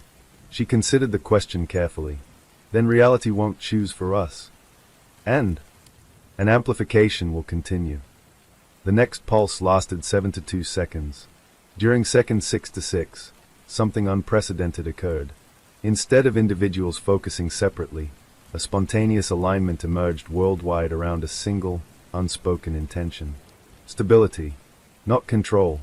Not power. Not dominance. Balance. It was not organized. It was felt. In hospitals. In homes. On rooftops. In classrooms. In crowded cities like Seattle and Austin. Across coastlines like Miami. Across quiet towns like Greywater Cove. 4-7 seconds, 6 to 6 through 7 to 2, humanity converged on a shared preference for continuity. The tremor smoothed. Weather patterns stabilized. Magnetosphere fluctuations calmed. Grid irregularities ceased. The field brightened, not visually, but structurally. Agency had found its equilibrium. Not unanimity, but resonance. Evelyn stepped into the lake during the next pulse. The water reached her ankles. She did not command it. She did not request it. She simply aligned. The surface rose gently, not to lift her, not to defy physics, but to meet her skin with symmetrical ripples. Mutual adjustment. Reality negotiating back. She understood fully now. The observer network was not a being. It was an interface. A planetary-scale feedback loop between consciousness and matter. Agency belonged to those who participated. Responsibly. Collectively. The journal in the bookstore updated one final time. Agency stabilized. Amplification governed by coherence. Disappearances resolved. And beneath it, system complete. The pulses did not stop, but they ceased extending. 7 to 2 seconds became constant. A rhythm. A heartbeat. Humanity had not ascended. It had not transcended. It had integrated. Free will remained intact. Consequences remained real. But awareness now carried weight. Intention now carried measurable influence.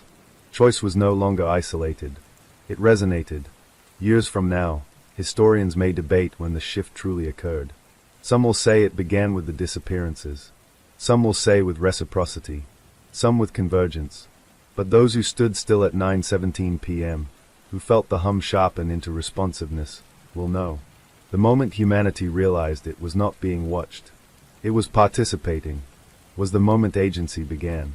And the world has been listening ever since. Story 2. The rain had been falling for hours, relentless, turning the gravel road into a slick ribbon of mud.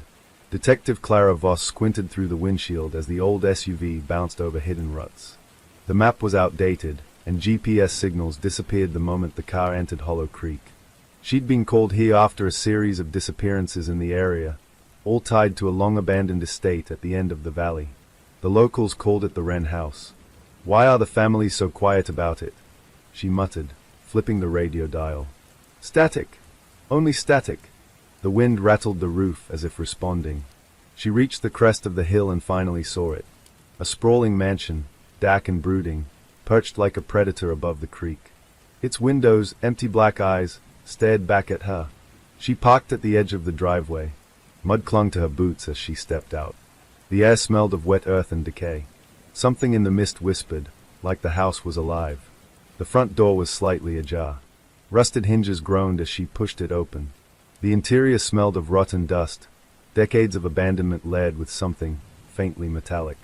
A flashlight beam fell across the foyer. Stays spiraled into shadow. Paint peeled in jagged strips. Footprints, fresh, muddy, led toward the hallway. Clara swallowed hard. This wasn't a normal investigation. Hollow Creek didn't just hide secrets. It swallowed them. A soft sound echoed from upstairs. A child's giggle. Or something older, sharper. She couldn't tell. The detective raised her flashlight, each step toward the stairs a warning. Something about this house didn't belong to the world she knew. It was waiting, and it had been waiting for her. Clara's boots creaked against the rotting wood as she climbed the stairs. Each step protested, some bending beneath her weight, threatening to give way. She gripped the railing, her flashlight cutting swaths through darkness. The hallway was narrow, lined with faded wallpaper peeling in long strips. A series of closed doors punctuated the corridor, each one whispering stories of past occupants who had long since vanished. Mud from outside left tracks that mirrored her own steps, a breadcrumb trail she did not want to follow but couldn't resist. Then she heard it, a soft, deliberate tapping, from above. Her gaze shot to the ceiling, the attic hatch, barely visible in the gloom. "Tapping, or scratching," she whispered, her breath loud in the silence. She approached slowly, hands poised near her sidearm. The attic ladder had been lowered just enough to reveal its warped rungs. She hesitated. The sound stopped. And then, a whisper. "Hello." The voice was faint, distant, childlike, yet hollow, like it had been stretched through decades of time. Clara's pulse quickened. She climbed. Each rung groaned, echoing through the empty house. At the top, the attic door opened into a triangular space shrouded in shadows. Wooden beams intersected like a cage. Dust floated in the flashlight's beam, motes shimmering like tiny fireflies. And then she saw him. Not a man. Not fully human. A silhouette crouched in the corner, partially obscured by crates and old furniture. Its head was too large, oddly shaped, and it tilted unnaturally. It watched her, always watching. "Who's there?" Clara demanded, trying to keep her voice steady. No answer, only that tilt of the head, the faint glint of eyes reflecting her light. She stepped closer, trying to get a better look. Her foot struck something soft. She froze. Reaching down, she touched it. It was a journal, old and leather-bound, its pages brittle. She opened it. Words scrawled across the yellowed paper. "Do not look. Do not listen. Do not come." The tapping returned. Faster this time. Louder. Around the beams, somewhere behind the crates, and, she realized, behind her. Clara spun. Nothing. The attic was empty except for the silhouette, which now seemed closer, almost shifting along the corner's shadows. A sudden crash from below made her jump. Something heavy fell in the foyer. She didn't hesitate. She turned to descend. The ladder snapped halfway down. She stumbled, catching herself on a rafter. The attic seemed to pulse with the sound of her heartbeat, each echo mocking her. Reaching the floor, Clara's flashlight illuminated a new horror. Footprints, muddy and wet, that had not been there before.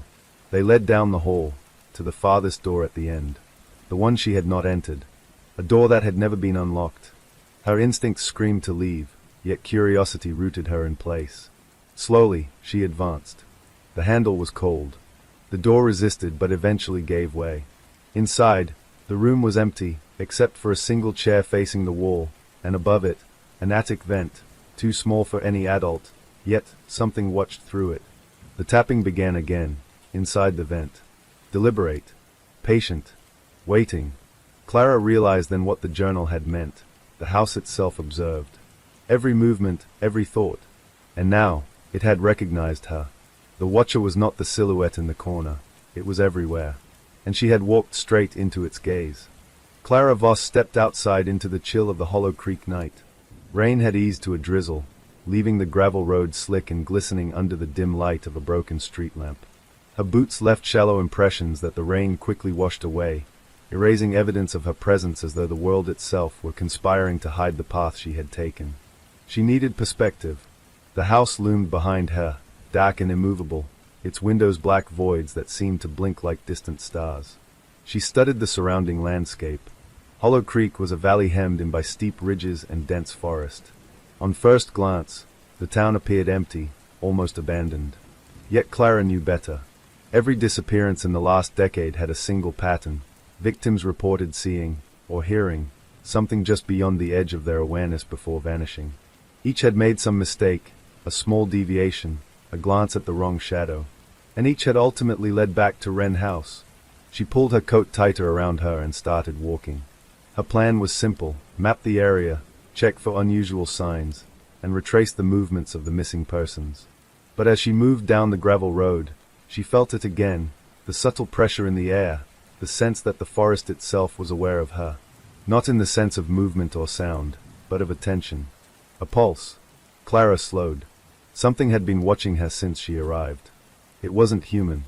It wasn't visible. Yet the feeling of being observed, recorded in precise, minute detail, pressed against her consciousness. She had encountered many cases, some mundane, some supernatural, but Hollow Creek was different. The house wasn't just a location. It was an active participant. The first clue came at the old creek bridge, half collapsed and coated with moss. She crouched, examining the mud along the edges. Footprints were scattered, some fresh, some decades old, but the pattern was strange. Not chaotic, but deliberate. Small children's shoes, adults' boots, even animal tracks, but none of it random. Each step seemed to form a lattice, an invisible diagram that could only be discerned if traced carefully. Clara drew a small map in her notebook, connecting the footprints, tracing lines that moved from the forest toward the creek and back again, then arching toward the road leading up to Wren House. A pattern was emerging. And then she saw it, a faint indentation in the mud, a spiral of tiny impressions leading up the creek's edge. She followed it cautiously. The spiral widened and then ended, not with footprints, but a hollow, a depression in the earth that seemed to pulse faintly. When Clara crouched closer, she noticed that water from the creek had collected inside, reflecting the dim moonlight, but the reflection was wrong. The sky and the water's surface was inverted. Trees stretched downward. The stars appeared in impossible positions. Clara blinked. She shook her head. Rain fell in her hair. Yet the reflection persisted. Her heart quickened. She remembered the silhouette in the attic, the way the shadows had shifted unnaturally, and the journal. Do not look. Do not listen. Do not come. The house wasn't warning her. It was documenting her.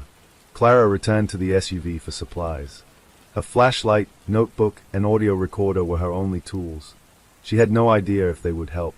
Rationally, she understood that some unknown mechanism, supernatural or otherwise, was influencing perception, possibly bending space, time, or awareness itself. But that understanding did little to calm the deep-rooted fear growing inside her. She drove slowly along the creek road, headlights cutting through mist that seemed to cling to her windshield. Every bend in the road, every shadow along the tree line, suggested movement just beyond the edge of vision. At one point, she swore she saw a figure standing behind a tree, small, childlike, with disproportionately long limbs, but when she blinked, it vanished. She parked at a high ridge overlooking the town. From here, she could see the house in its entirety. Its roof sagged in places, its chimneys leaned at unnatural angles. From this vantage, she realized the house wasn't symmetrical. Not in any architectural sense. Its angles and protrusions aligned with the valley itself. The forest paths, the creek, the old bridge, everything seemed to radiate toward it. A pattern, not random, not organic. A deliberate structure imposed upon the landscape, a network of lines and nodes that led to a single central point, Wren House. Clara reviewed missing persons reports in her notebook. Children had vanished while playing near the creek. Adults disappeared after wandering the woods. Each incident had been accompanied by subtle disorientation, a sense of being lost even in familiar terrain, glimpses of something just beyond sight, sounds too regular to be accidental. She realized the bridge spiral wasn't unique. Similar patterns had been reported near other disappearances, though no investigator had noticed the geometry before. Trails, footprints, and objects, spoons, shoes, broken toys, had been left in configurations that, when mapped, revealed repeating lattice structures. The house had been building something, or orchestrating. By midnight, Clara decided she had to enter the house again. She parked at the edge of the driveway, noting the familiar shadows that now seemed to shift as she moved. The front door was no longer ajar but tightly shut, as though it had sealed itself in her absence. Her flashlight beam reflected against the wet surface of the door. As she pushed it open, she felt the air change. It wasn't warmer or colder, but heavier, dense, thickened by awareness. The floorboards groaned beneath her, complaining in low, moaning tones. The house seemed to breathe, inhaling as she stepped across the threshold. She moved upstairs again. The hallway felt narrower than before. The attic hatch loomed above, but Clara decided to explore the rooms first. Each door opened into chambers frozen in time. Furniture coated in dust. Walls etched with water stains. Broken glass glinting like frozen teeth. In one room, she found a small desk. On it were journals, more than she had seen before.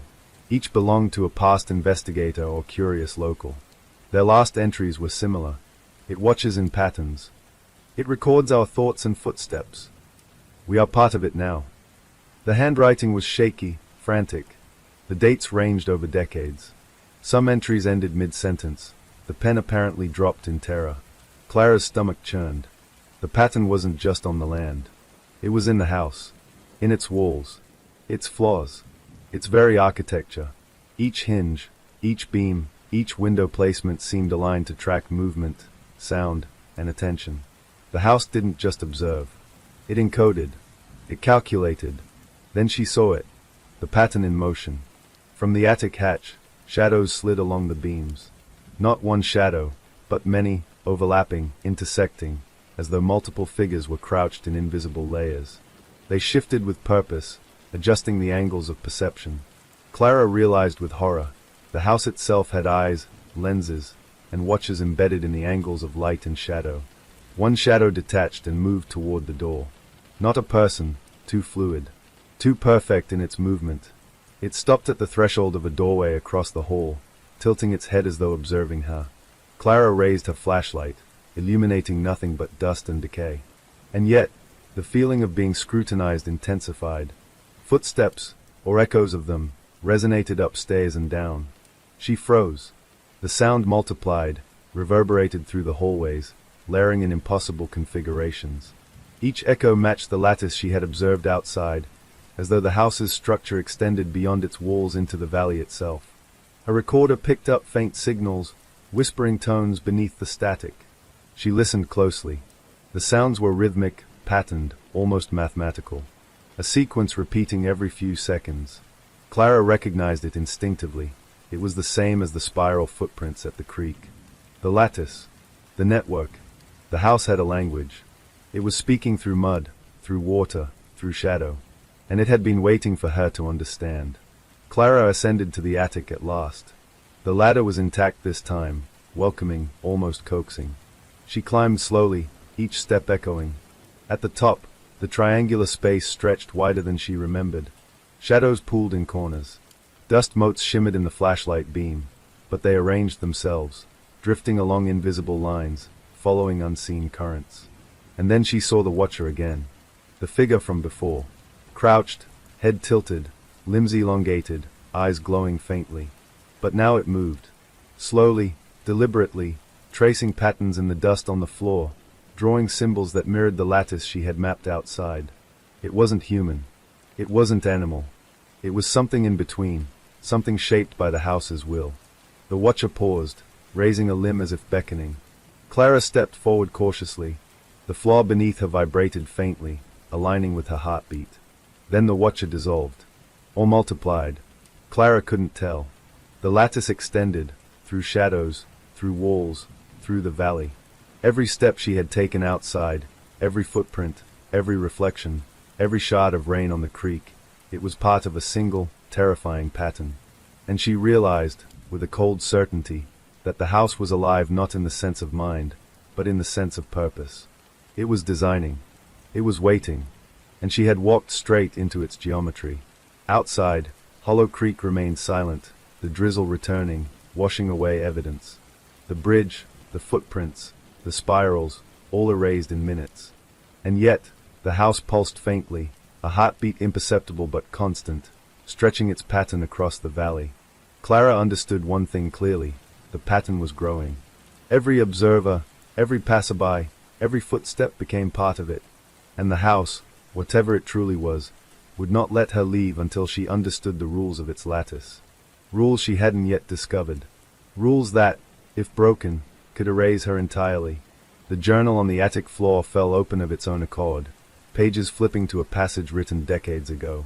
The house sees not only what you are, but what you might become. Walk carefully. Step only where the lattice allows. Or be folded into it. Clara swallowed. Her flashlight flickered. Outside, the wind whispered through the trees like 1,000 soft voices. The lattice of Hollow Creek stretched outward, invisible but undeniable, connecting the house to the forest, the bridge, the creek, the road, and perhaps, everyone who ever dared enter. She was no longer just a detective. She was a node in the pattern, and the pattern was watching. The river had always been a quiet presence in Hollow Creek, a narrow ribbon of water that carved its way through the valley like a scar.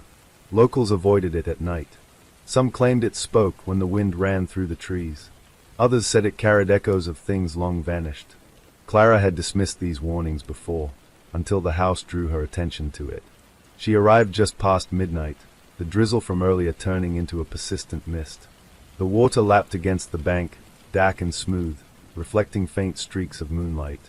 The house loomed behind her like a shadow of some immense creature, its windows glinting faintly as if acknowledging her approach. Her boots sank into the muddy shore. She crouched, running a gloved hand along the wet earth. Tiny footprints led from the woods to the river, then vanished into the mist above the water. No splash, no sign of struggle, just disappearance. She had seen this in her investigation logs. Children, adults, pets, erased as though folded into some hidden layer of the world. The pattern was everywhere, and now it extended into the river. Clara set up her flashlight and camera, determined to record the inexplicable. She moved along the bank, following the curve of the water. The mist clung to her face, dampening hair and coat, but the real chill came from something else, a faint vibration underfoot, a hum she couldn't localize. The river wasn't just water. It was a conduit, a memory, a reflection of the house's will. She noticed faint ripples along the water's surface, not caused by wind or fish. The ripples formed deliberate arcs, concentric spirals that overlapped in complex geometry. The more she watched, the more she understood. The river was communicating. Or rather, it was speaking the same language as the house. Lattice, pattern, alignment. Clara knelt, shining her flashlight on the water. The reflections shimmered, then shifted into forms, faces, figures, fleeting glimpses of people she didn't recognize. They moved in loops, their eyes wide with terror. She recoiled. Then she realized they were not alive. At least, not in any sense she could define. They were echoes, residual consciousness caught in the pattern. The house had folded them into its lattice, and the river now carried their traces. A whisper drifted across the water. Clara froze. Leave. The voice was thin, almost imperceptible. Then again, do not follow. She turned. The trees lining the riverbank swayed without wind. Branches scratched like fingernails against the fog. She felt the pressure again, that same invisible gaze she had sensed in the house. The watcher was he too, extended along the water, observing. Clara forced herself to step closer to the river. The reflections in the water began to twist, not mirroring reality, but layering it. She saw herself in the ripples, but not as she was. Multiple versions, crouching, running, reaching, stepping into the river. Each was slightly different, each acted in response to a hidden rhythm. The river whispered again, louder this time, carrying multiple voices that overlapped into a chorus. Step wrong, become pat, follow pattern. Her recorder picked up the whispers clearly, though they were inaudible to her ears at first. Clara reviewed the display. The waveform was jagged, repeating in intricate fractal patterns. It matched the lattice she had traced in the footprints at the creek, the spirals in the attic. The house and the river were synchronized. The valley itself was a grid, and she had walked directly into its geometry. Her pulse quickened. If the river was an extension of the house's will, then the river could fold reality as effectively as the walls, the attic, the flaws. A misstep could erase her from the world, as it had with the missing people. She took a deep breath and moved forward deliberately. Step by careful step, she matched the rhythm of the water's ripples. Then she stopped. Something emerged from the mist. A figure, small and crouched, moving unnaturally along the riverbank. Limbs too long, head tilting inhumanly. Clara recognized the silhouette instantly. It was the watcher. The figure did not move like a human. Its steps were measured, precise, in perfect alignment with the river's spirals. It didn't approach. It simply mirrored her movement, matching her pace exactly, maintaining an impossible distance. Clara's instinct screamed at her to run, but her mind, trained for observation, forced her to pause. She raised her flashlight. The beam cut through the mist, illuminating the figure for a heartbeat. Its eyes glowed faintly, an amber shimmer, but when she blinked, they were gone, replaced by shadow. The river pulsed. The mist thickened, and she understood, horrifyingly, this wasn't a creature hunting her. It was the river itself, given form. An extension of the house's lattice, enforcing the pattern. She turned back to the water, trying to focus. The ripples had changed. Lines intersected, forming pathways. A spiral led from her position upstream into a narrow channel bordered by roots and rock. Following it would take her to the next bend, a place marked in every missing person's account, though none had returned. Clara hesitated. She recorded her decision on the audio device. I am proceeding cautiously. The river appears to lead somewhere, likely toward Wren House. All observations indicate extreme risk. Proceeding under direct attention. The river responded. Its surface shimmered, spirals tightening, guiding her steps. She followed the path, boots sinking into mud, flashlight illuminating the strange lattice that seemed to rise from the water itself. The mist twisted, forming shapes at the periphery of her vision. Children playing, adults kneeling. The images were fleeting, impossible, and yet felt real in the peripheral senses. Clara focused. Step, breath, rhythm. Step, breath, rhythm. By the time she reached the bend, the river widened, calm and reflective. The mist swirled, revealing a stone embankment she had not noticed before. The embankment was engraved with patterns, lines intersecting in triangles and spirals identical to the lattice outside the house and on the creek bridge. Clara knelt and traced them with her gloved hand. Each groove hummed faintly beneath her fingertips. She realized the patterns weren't just decorative, they were functional. A map, a control system, or a warning. A language she had only begun to decode. The whispers intensified, layering voices in a strange harmony. Align, or be folded. Step true, or be drawn in. Follow the lattice, maintain pattern. Her recorder captured the audio, but it sounded alien when played back later, a dissonant chorus layered over itself, impossible to replicate outside the river's immediate influence. Clara pressed on. The river narrowed into a shallow channel winding into dense trees. The whispers softened, as though the water was breathing, assessing her attention. She noticed something new. Reflections of herself in the water didn't exactly match her movements. Slight delays, microshifts. The lattice was interacting with her perception, adjusting, testing. Suddenly, the water around her rippled violently. She stepped back, flashlight swinging. The mist thickened, coiling around her like serpents. Shapes formed, shadows of children, adults, all frozen mid-step, faces twisted in silent terror, eyes wide. Clara's stomach churned. The missing people. They were echoes, trapped in the river's lattice, folded into its pattern.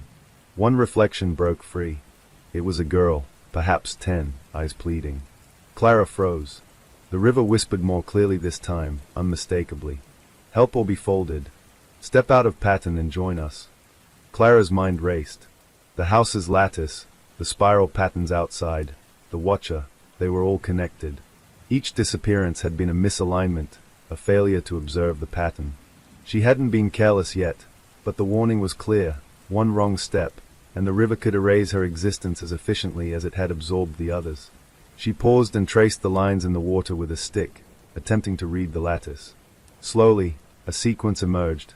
Footsteps, positions, timing. The river's pattern was a language of geometry and rhythm. The water pulsed with anticipation. Following the lines exactly would allow her to reach the next node in the network, a small island in the center of the river. On it, according to witness accounts, the Wren house extended its influence, a projection into the valley itself. Step by step, she moved, following the lattice, mind alert. Mist swirled around her like living fingers. Reflections twisted. The echoes of missing people moved alongside her, just out of reach, silent witnesses. As she reached the island, the water deepened slightly. The mist parted, revealing the ruins of an old dock. The dock's beams were engraved with patterns matching the riverbed lattice. Clara realized with horror that the river itself was a mirror of the house's geometry, a living extension of its surveillance and control. Then she saw the watcher again. A single silhouette crouched at the far edge of the island, its head tilted unnaturally, limbs folded in impossible angles. It watched her, not moving, not threatening, but observing. Every step she had taken had been recorded, assessed, integrated. Clara stepped onto the dock, aligning herself with the lattice. The water ripples responded, stabilizing beneath her feet. The watcher shifted, moving slightly, mimicking her movements. She understood. It was a calibration, testing her adherence to the pattern. Her pulse quickened. Misalignment here meant erasure. Every fiber of her being demanded caution. Step. Breath. Pattern. Step. Breath. Pattern. The dock ended at a stone platform. On it, half buried in mud, lay a small chest. Clara approached slowly. The chest had been described in fragments by locals who survived near the river. It contained journals, artifacts, and something they could never explain. She knelt, brushing away mud and debris. Inside was a single object, a small, blackened mirror. It reflected nothing but darkness, yet when she looked, she felt herself not entirely alone. The watcher's presence extended through it, merging the river's lattice with the house's geometry. And then she heard it, not whispers, but a single, clear voice in her mind. Step true. Maintain the pattern. Hollow Creek observes. Clara swallowed, heart pounding. She understood fully now. The river wasn't just water. The house wasn't just walls. The entire valley had become a lattice. Each person was a node. Each step, a choice. Each misalignment, a disappearance. She was in the center of it now. The river had whispered, and she had listened. She was still whole, but only because she had followed the pattern perfectly. Outside, the mist returned. Rain began to fall again, washing away footprints, traces, and echoes. The river returned to its quiet state, ripples softening. The lattice persisted, invisible but constant. Hollow Creek continued to watch, recording, calculating, waiting. Clara stepped back to the SUV. Her hands trembled, her breath ragged. The pattern had revealed itself. She had survived the river's test. But she knew, the lattice was patient. The watcher never forgot. And the house, the river, the valley, they were always hungry for the next misstep. As she drove back to town, the fog thickened, obscuring everything but the faint glow of the house on the hill. In the distance, the river whispered again. And Hollow Creek was not finished. Clara Voss returned to the creek at dawn. The rain had stopped, but the mist lingered in thin tendrils along the water's surface. The bridge, the old wooden structure that spanned the narrowest part of Hollow Creek, looked as if it had been forgotten by time. Its beams were waterlogged, moss clinging to every plank, and the railings sagged like tired arms. Locals avoided this bridge, calling it haunted. Children who wandered too close reported being watched. Adults claimed that shadows shifted unnaturally, that the river beneath seemed darker than it should be. Clara now understood why. The bridge wasn't just a crossing, it was a node in the lattice. One of many that the house had constructed across the valley. She crouched at the edge of the creek, boots sinking into soft mud. Tiny footprints trailed to the bridge, then vanished at its threshold. That was the first sign. Something beneath the structure had been observing, recording. Something invisible yet sentient. The river moved silently beneath the planks. Clara shone her flashlight into the dark water. For a moment, she thought she saw nothing. Then she noticed small, round reflections, like eyes, glistening in the murky depths. They were too symmetrical, too intentional to be fish or debris. The eyes blinked. Clara froze. The river had always whispered, but now it watched. Not through the water's surface, through it. The lattice extended even beneath the bridge. She moved carefully, kneeling and peering through gaps between the planks. One by one, the eyes blinked in sequence, tracking her every movement. They were intelligent. They were aware. Each reflected light differently, as if the river was testing her perception, adjusting the intensity of its attention. Clara noted them in her recorder. Whispered patterns, geometric alignments she had begun to recognize. The house, the river, the bridge, they were all connected. The lattice ran through everything, connecting nodes, observers, and the unfortunate souls who had failed to follow the pattern. Then she noticed a subtle vibration under her knees. The bridge itself pulsed in time with the river below. Not movement in the structural sense, no creaking boards, but a resonance. A heartbeat, and she realized, the eyes beneath the bridge weren't passive. They were sentient. They could influence. They could act. Clara knew she had to test them carefully. She leaned forward slightly and dropped a small pebble into the water. The splash echoed briefly. The eyes responded. Not by movement alone, they formed a pattern. A spiral, like the lattice she had seen at the creek, at the river bend, and in the attic. The river communicated through geometry. Each ripple, each blink, each reflection was a message. It instructed, it warned, it observed. Misalignment meant erasure. She recorded the pattern in her notebook. Triangles intersected with circles, lines connecting nodes. She traced them with gloved fingers along the wet planks. Step by step, observation by observation, she began to understand. The lattice wasn't just spatial, it was temporal. It recorded the past, predicted the present, and hinted at probabilities of the future. As Clara leaned over the edge, trying to discern the pattern more clearly, a sudden movement froze her in place. Something beneath the bridge shifted, massive, indistinct, yet horrifyingly deliberate. Water splashed against the beams. The eyes multiplied, hundreds of them now, glowing faintly in the dim morning light. And then she heard a whisper, unmistakable. Step true, or be folded beneath. The voice was layered, a chorus of tones repeating in fractal patterns. The lattice had intensified. The bridge had become a conduit, transmitting the house's will into the creek, the valley, even into her mind. Clara stepped back, heart hammering. The river beneath the bridge was alive, not biologically, but consciously. The lattice had incorporated every possible sensory input, including her own presence. She realized with chilling clarity, the eyes didn't just watch, they recorded intention, measured alignment, enforced compliance. Then she saw it. A shape rising from the depths, partially submerged. It resembled a human, but its proportions were wrong. Limbs too long, head tilted unnaturally. Its eyes, matching those in the river, glowed faintly amber. It didn't approach, it didn't retreat. It simply mirrored her posture, echoing every subtle movement. Clara understood the significance immediately. The watcher had extended into the river. The lattice beneath the bridge was active. Any misstep could result in immediate folding, a term she had come to understand as disappearance, absorption, or erasure from the pattern. She spoke aloud, testing her control. "I see you. I understand you." The shape froze. The eyes beneath the bridge blinked in unison. The river's surface rippled in response, forming the familiar spirals, triangles, and nodes. The lattice recognized her acknowledgement. Clara realized the river's eyes weren't just watchers, they were evaluators. Every decision, every glance, every step was logged. Survival depended on understanding the pattern, moving in accordance with the geometry, aligning thought, movement, and observation perfectly. Clara pressed on, stepping carefully along the bridge planks. The lattice pulsed beneath her feet. Each blink of the eyes in the water formed a sequence: forward, pause, tilt.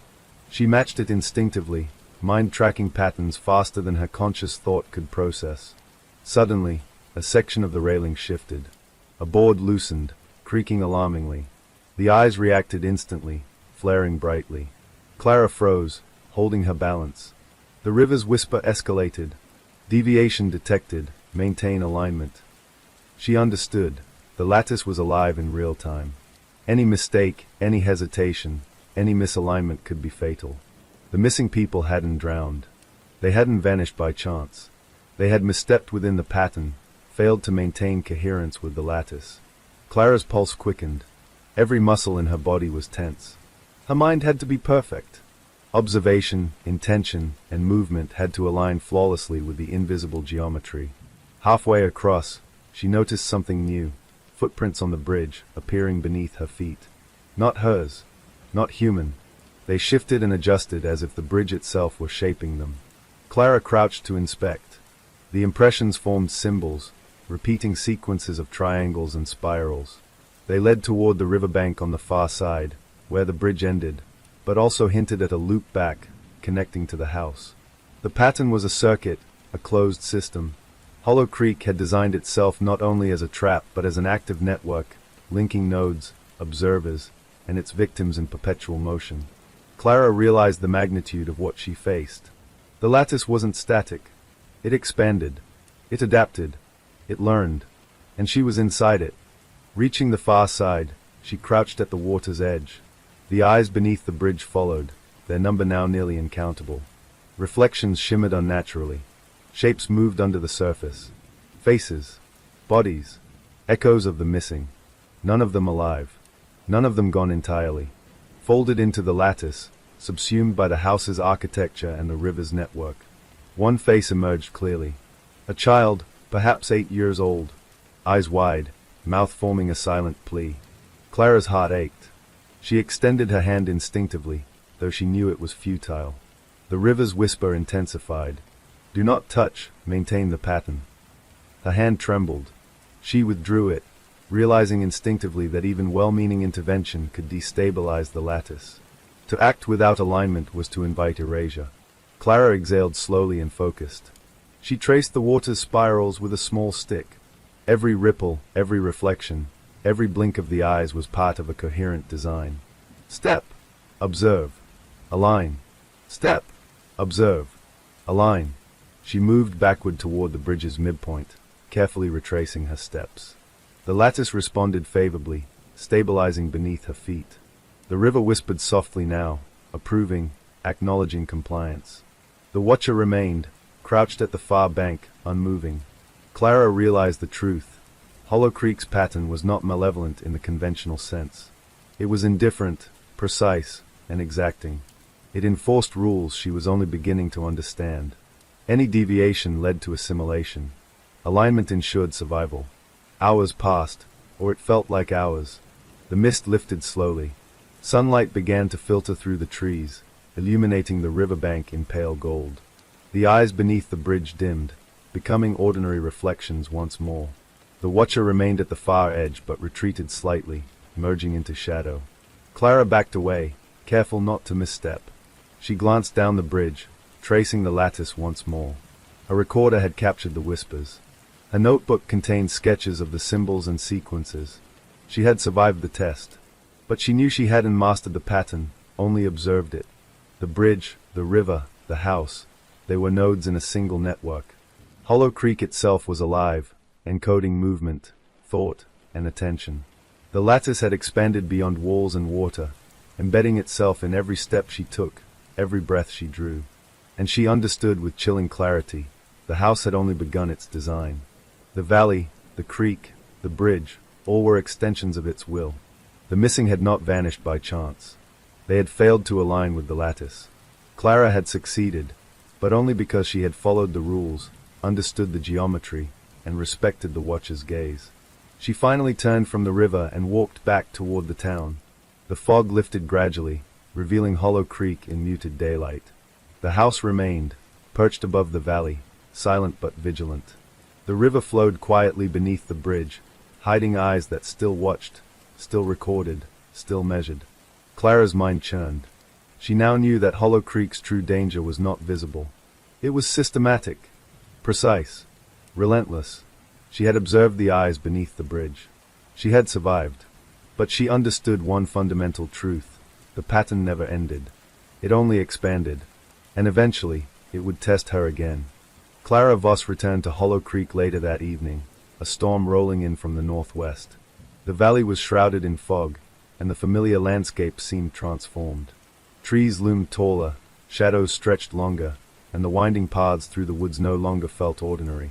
She had survived the river's lattice and the eyes beneath the bridge, but the house still called her attention to another anomaly, a path that should have existed, yet did not. The vanished path. It had been referenced in local records, old journals, and scattered news clippings, a trail once used by townsfolk that led deep into the forest and up toward the cliffs behind the Wren house. People who entered it never returned.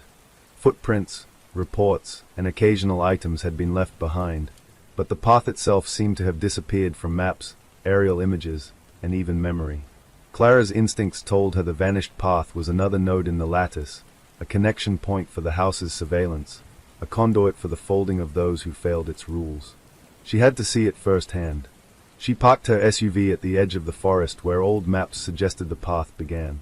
The fog rolled across the clearing, drifting in and out like ghosts. Clara adjusted her flashlight and stepped out. Every movement through the undergrowth sent droplets of mist onto her coat.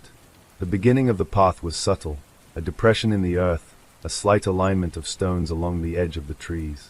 She crouched, brushing aside wet leaves.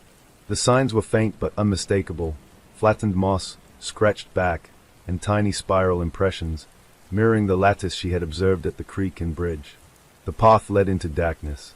A recorder was running, notebook open, flashlight scanning carefully.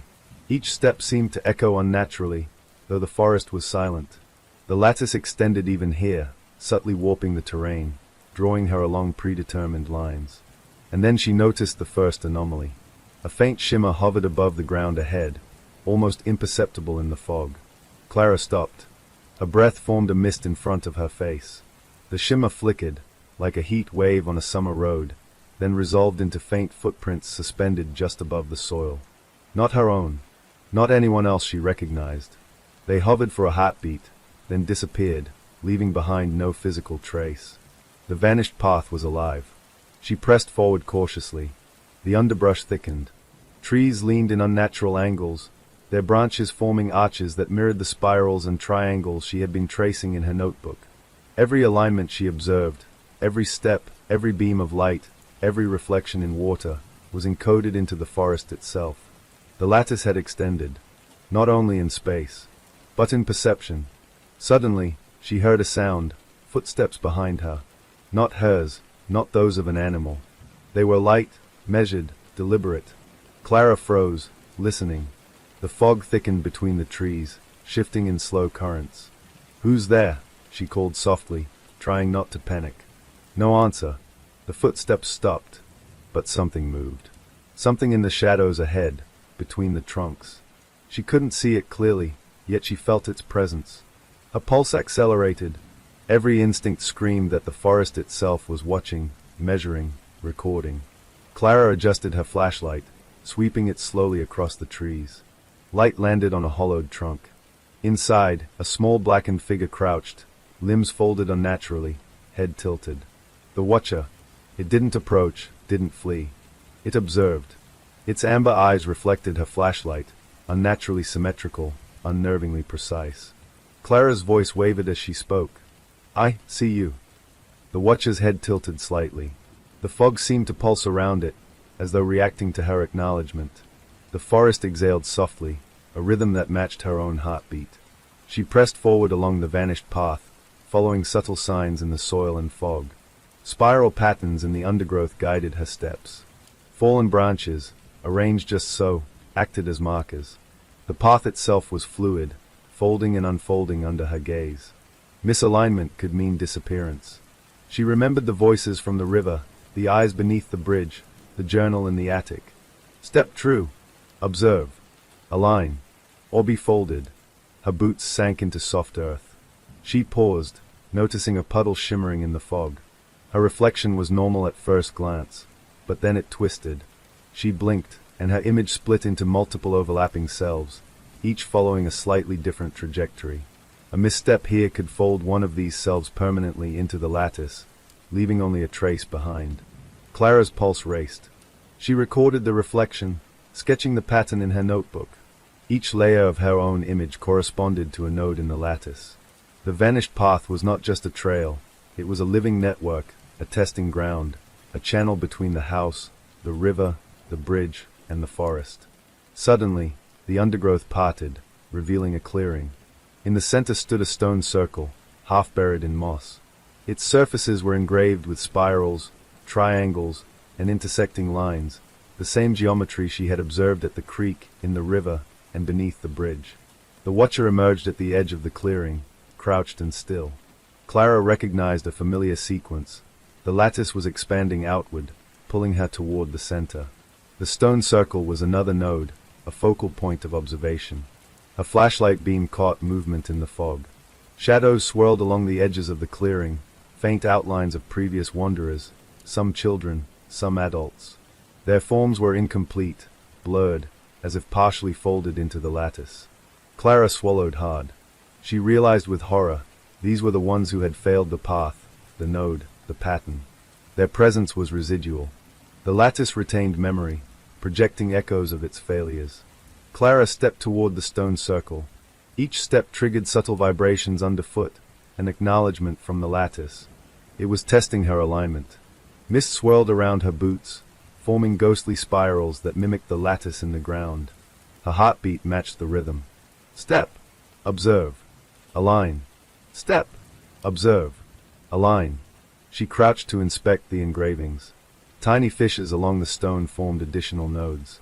She traced them with a gloved hand, noting the complexity. Lines intersected and branched in fractal patterns, looping back on themselves endlessly. The vanished path was not linear. It was recursive, self-reinforcing, a closed system designed to fold misaligned observers into the lattice permanently. A whisper floated on the fog. Step true. Align fully. The lattice remembers. Clara felt it in her chest. The lattice wasn't just in the physical world, it was in perception, in thought, in intention. One wrong move, one lapse in focus, and she could be folded like all the others. She rose slowly and circled the stone formation, careful to stay within the invisible lines she traced in her mind. The watcher followed silently, keeping perfect distance, observing without intervention. The forest itself seemed to lean closer, listening, recording, integrating her presence into the vanished path. Then she noticed it, a faint shimmer between two trees. A doorway, or perhaps an opening, folded into the lattice itself. It was impossible to see clearly. The fog masked it, yet she knew instinctively that stepping through it would lead further into the network, deeper into the house's influence. Clara hesitated. Her recorder captured the sound, low, vibrating hums, rhythmic, aligned with the spirals beneath her boots. The lattice was alive, aware of her observation, assessing her adherence to the pattern. Her instincts screamed that she must follow, yet caution held her in place. One wrong step could erase her. She stepped forward carefully, aligning herself with the invisible lattice. The doorway shimmered and shifted, forming a narrow corridor of fog. The path was tight, forcing precise movements. She advanced slowly, carefully, every step calibrated to the pattern she had memorized. The lattice responded positively, pulsing beneath her feet in approval. As she progressed, the echoes of previous wanderers grew clearer. Whispers, faint footsteps, shifting shapes in the fog. Some tried to communicate, pleading silently. Others were passive, merely repeating motions, trapped in recursive loops. Clara realized the vanished path was as much temporal as spatial. It folded past, present, and future into a single network. Every decision mattered. Every step counted. Hours, or perhaps minutes, later, Clara emerged into another clearing. The path behind her had vanished entirely, leaving no trace of entry. The lattice retracted, folding the forest seamlessly back into itself. Only the faint stone circle remained as a testament to her passage. She exhaled slowly. Her mind was racing, heart still pounding. She had navigated the vanished path successfully. She had observed the lattice, followed its rules, and maintained alignment. She had survived. Yet she understood, survival did not mean mastery. The lattice was patient. The watcher was vigilant. The house, the river, the bridge, and the vanished path, all were interconnected nodes, each extending the network, each testing, each recording. And Clara Voss was now a node herself. As she walked back toward town, the fog thickened once more. The valley seemed quieter, the forest seemingly resigned to her passage. The path she had traversed had vanished entirely, as if it had never existed. Only the memory remained, and the knowledge that Hollow Creek had expanded its network to include her. She had observed. She had survived. But the lattice was infinite, and the house was far from finished. The storm had passed, leaving Hollow Creek soaked in an eerie stillness. The fog clung stubbornly to the valley, drifting in the lowlands like a living thing. Clara Voss approached the old railway bridge that cut across the creek, a structure long abandoned, its rails rusted and wooden ties rotting.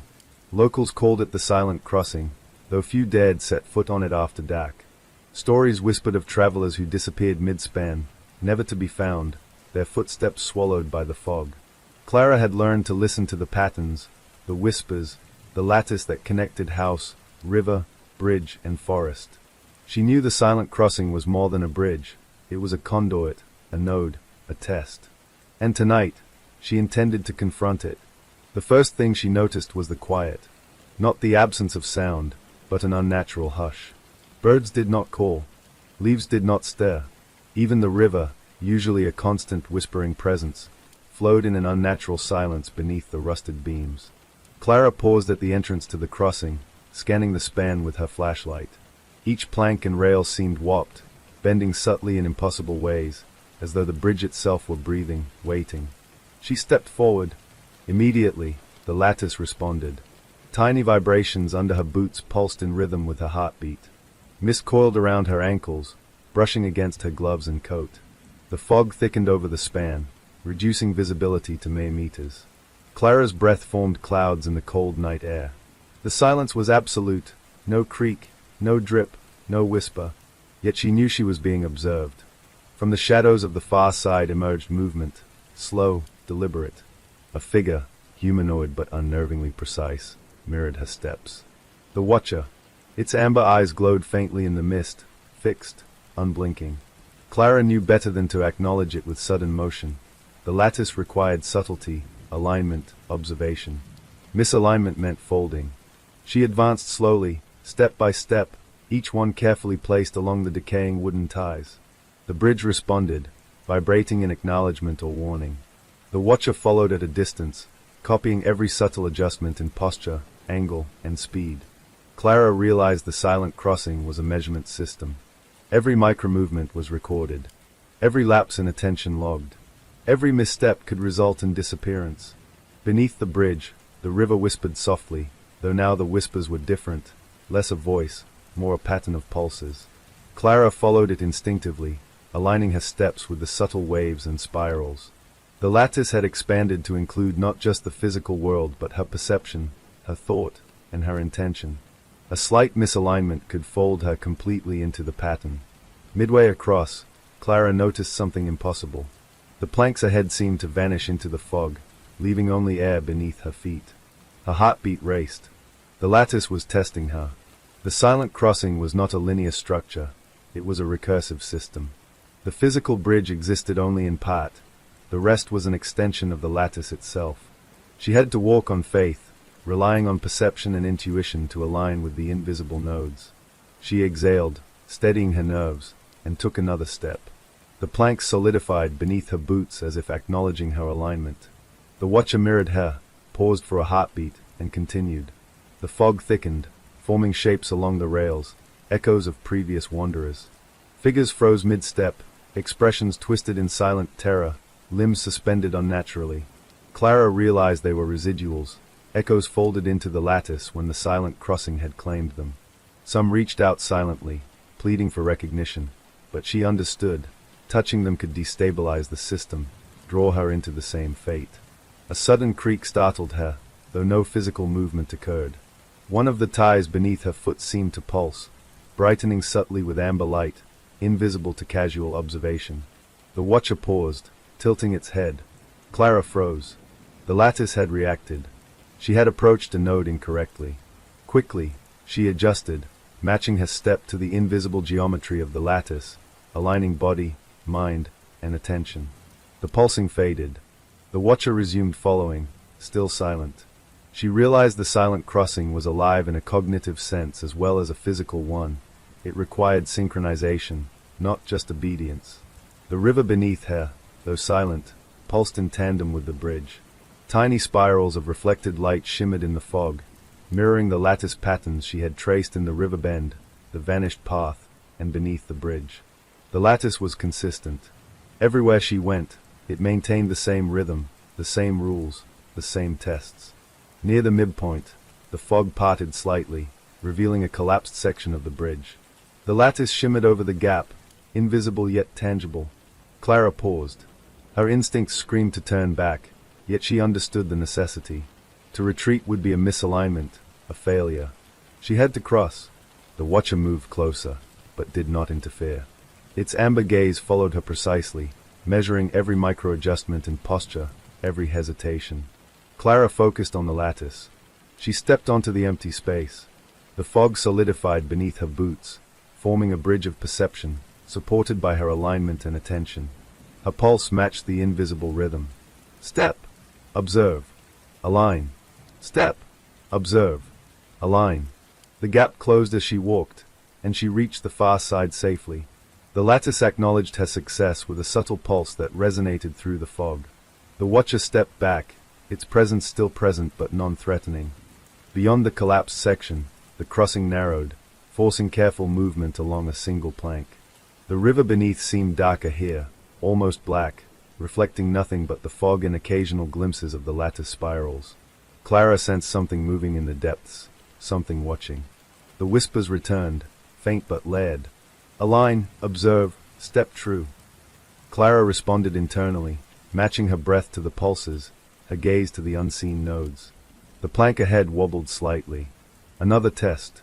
She adjusted instantly, feeling the bridge stabilize under her feet. Misalignment was punished instantly, she realized, but perfect alignment was rewarded with subtle reinforcement of the lattice. She advanced carefully, noting every reflection in the water, every flicker of mist. The silent crossing was not just a physical structure, it was a living measure of her awareness. It tracked cognition, attention, and alignment. Each step brought her closer to understanding, but also closer to danger. Halfway to the far side, Clara noticed shadows moving in tandem with hers on the fog. They weren't physical, not entirely. They were residual echoes, traces of previous travelers folded into the lattice. Each mirrored her movements slightly off-kilter, showing the consequences of misalignment. She studied them carefully, noting the patterns, learning from the errors of those who had gone before. The river pulsed louder beneath the bridge. The lattice was aware of her observations. It responded, adjusting subtly, reinforcing the invisible geometry that guided her steps. She felt it in her bones, a harmony between perception and structure, a rhythm she had to maintain perfectly to survive. A sudden squall of wind rocked the bridge. The fog thickened into a solid wall. Clara froze. One misstep could fold her permanently into the lattice. She inhaled, centering herself. Step. Observe. Align. Step. Observe. Align. The plank beneath her feet solidified. The fog parted just enough for her to see the final section of the crossing, the last node before the valley beyond. At the final node, Clara crouched to inspect subtle spirals etched into the weathered wood. The lattice here was concentrated, dense, layered with history, memory, and observation. She traced the patterns carefully, memoizing each twist, each intersection, each branching line. The watcher emerged fully from the mist now, standing near the edge of the plank. Its posture was relaxed, yet alert. It did not approach, yet Clara felt its presence intensely, as though every nerve in her body was recorded. She understood then that the silent crossing was not merely a bridge. It was an examination, a trial, a statement of control. Each node, each step, each reflection was a measure of alignment, attention, and intention. Misalignment meant folding. Perfect alignment meant survival and observation. Clara rose slowly and stepped onto the final plank. The fog swirled, forming spirals and intersections that matched the lattice she had traced in her notebook. Her heartbeat synchronized with the pattern. She crossed carefully, step by step. The river beneath shimmered with latent eyes, acknowledging her movement. As she reached the far side, the lattice released its hold subtly. The plank beneath her feet solidified completely. The fog lifted slightly, revealing the valley beyond, empty and silent. The watcher remained at the edge, amber eyes glowing faintly, but it did not follow. It had acknowledged her success. Clara exhaled, heart pounding. She had crossed the silent crossing. She had observed the lattice, maintained alignment, and survived. The fog slowly dissipated, the river resumed its soft whisper, and the valley returned to a semblance of normalcy. But Clara knew better. The silent crossing was only one node of many. Hollow Creek's lattice continued to expand, observe, and fold. The house, the river, the bridges, the paths, they were all connected. She had survived tonight, but only because she had maintained perfect alignment with an entity that observed not just movement, but thought, intention, and attention. The valley remained patient, silent, and infinite in its vigilance. Clara walked back toward the forest edge, recording, taking notes, and observing. She understood now that survival was not enough. To master Hollow Creek, she would need more than careful observation. She would need insight into the lattice itself, an understanding deeper than any human mind had yet achieved. And she would need to confront the next node. The forest along Hollow Creek had a new air about it when Clara returned at dusk. The sun had dipped below the horizon, leaving a bruised purple light that filtered weakly through the trees. Mist curled along the forest floor, forming a pale haze that seemed to pulse like breath. She had survived the silent crossing, navigated the vanished path, and endured the eyes beneath the bridge. But the forest now felt different. Alive, not just with wind or wildlife, but with thought. Locals whispered of the whispering trees, a stretch of the Hollow Creek forest where the lattice seemed to bleed into nature itself. They said the trees spoke in subtle tones, their branches tracing spirals, triangles, and lines that weren't random. The forest was a living extension of the house's network. And tonight, Clara intended to witness it for herself. She entered the woods along a narrow trail, boots sinking into damp soil. Every step seemed to echo more loudly than it should, the sound swallowed and reshaped by the fog. She paused, listening. At first, nothing but the occasional snap of a twig underfoot. Then, a faint susurration, barely audible. Observe, align, step true. The whisper came from all directions.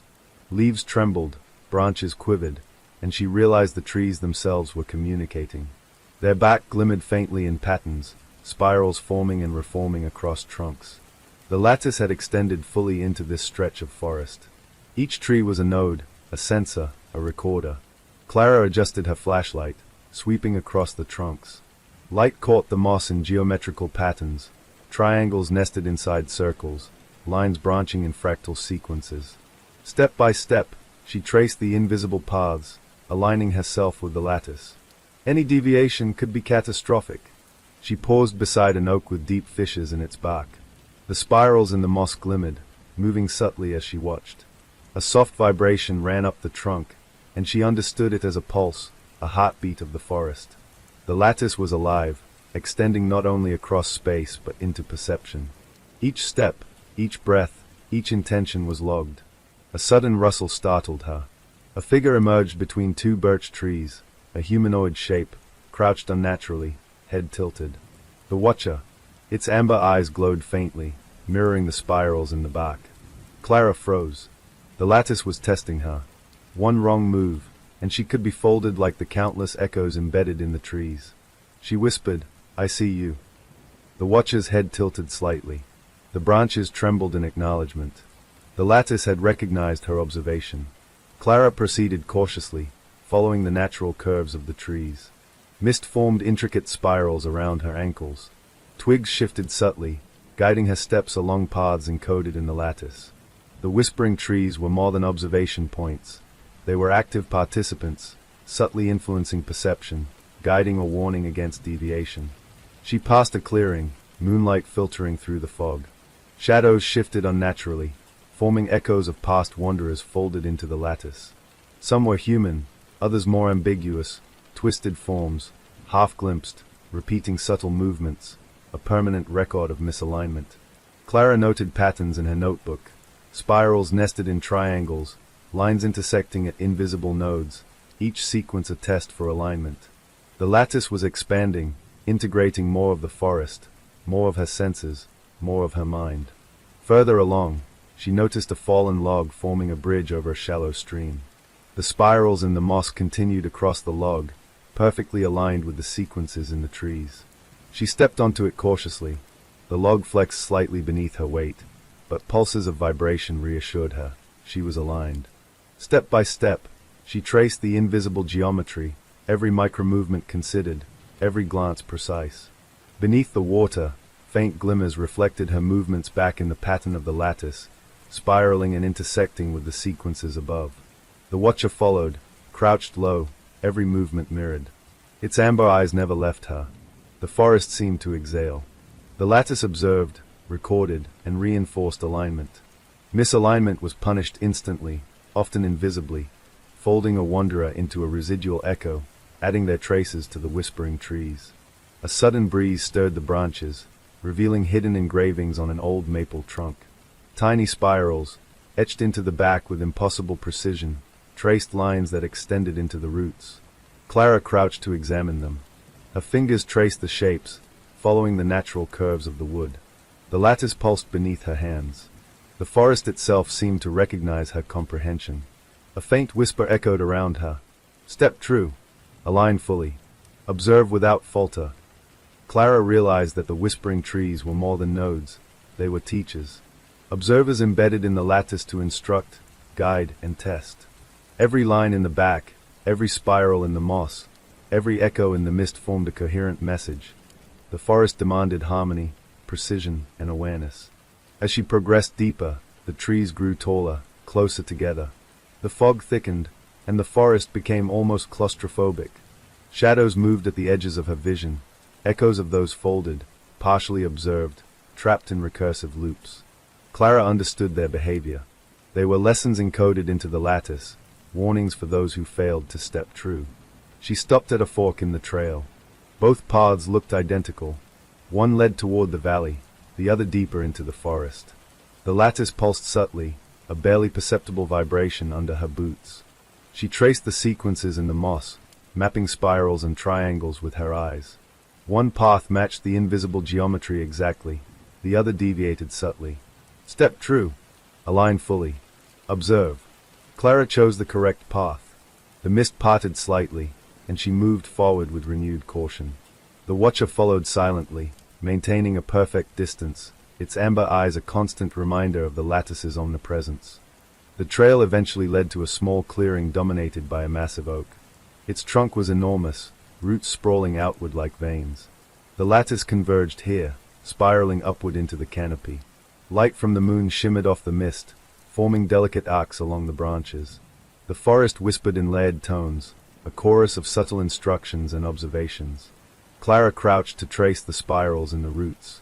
Patterns intersected in complex arrangements, forming nodes she recognized from the river, the bridge, and the vanished path. The lattice was consistent, connecting nodes across space and time. Step true. Align. Observe. Repeat. A sudden sound startled her, a whisper close behind, distinct from the general chorus of the trees. She turned slowly. A shadow moved, crouched unnaturally among the roots, the watcher again, closer than before, yet maintaining non-interference. It was studying her, measuring her attention, confirming her alignment. Clara whispered, "I see you." The lattice pulsed subtly. The forest responded with a soft vibration. Her alignment was validated. Above the clearing, branches formed spirals that rotated as if alive, adjusting subtly in response to her movements. Mist curled through them, forming concentric rings of fog, guiding her gaze upward and outward. Clara realized the whispering trees were an amplification of the lattice, extending its influence into the canopy, embedding observation into every level of the forest. Her notebook filled with sketches, her mind racing to comprehend the geometry. She traced intersections, spirals, triangles, and recursive loops.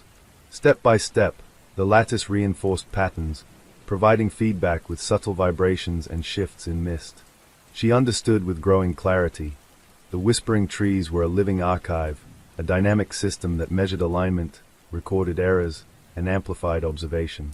Hours passed in the dense fog.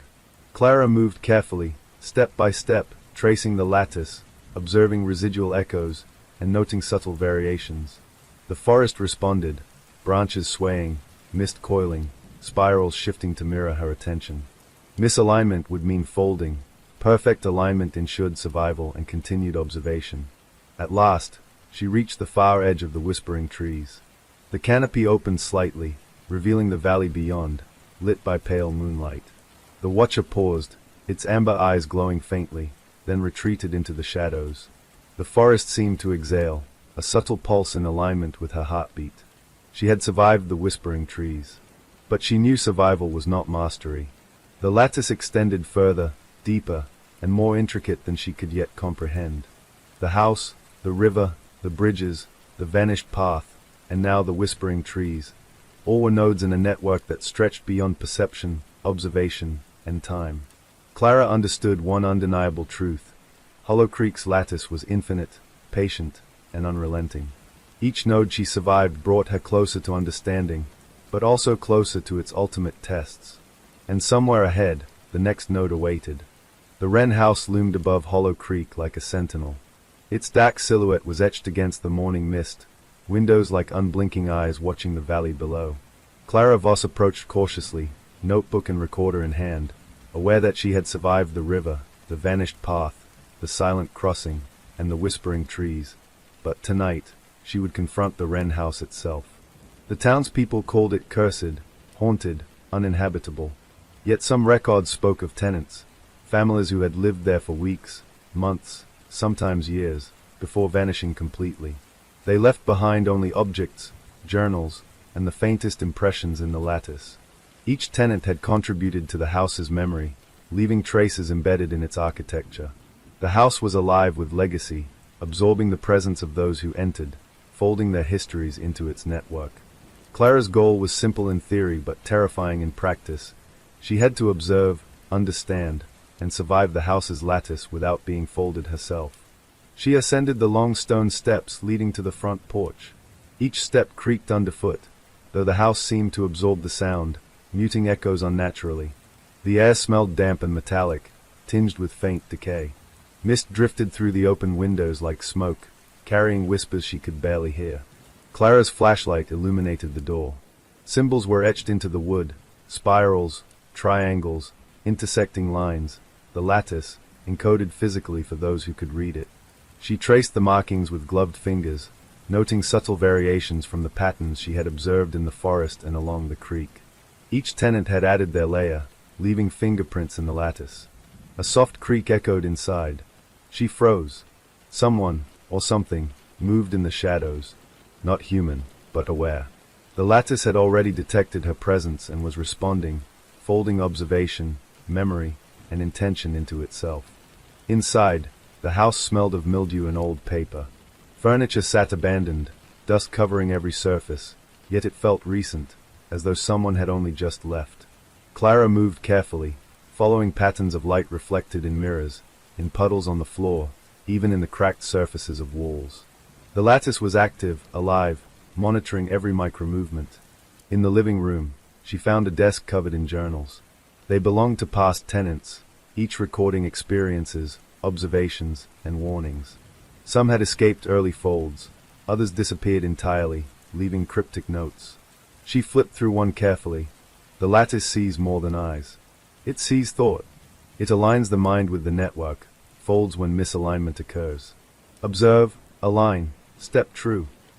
Another journal contained sketches, triangles spiraling into circles, lines connecting doorways, staircases, windows, and hidden compartments. Each tenant had left a breadcrumb, an attempt to survive, but the lattice had ultimately absorbed most of them. Clara realized the Wren house was not a passive structure. It remembered, adapted, and reinforced alignment tests for anyone entering. Every tenant had contributed to its design, willingly or not. As she moved to the stairwell, the house seemed to pulse with awareness. The lattice was denser here, layered with echoes of previous inhabitants. Each step up the stairs had to be precise. Misalignment could fold her completely, leaving only a residual imprint in the walls. Clara traced the edges of the steps with her fingers, aligning body, attention, and intention with the invisible patterns she could feel beneath her feet. At the landing, she saw it, a door slightly ajar. Light seeped through the crack, forming a geometric pattern on the floor that mirrored the lattice's symbols.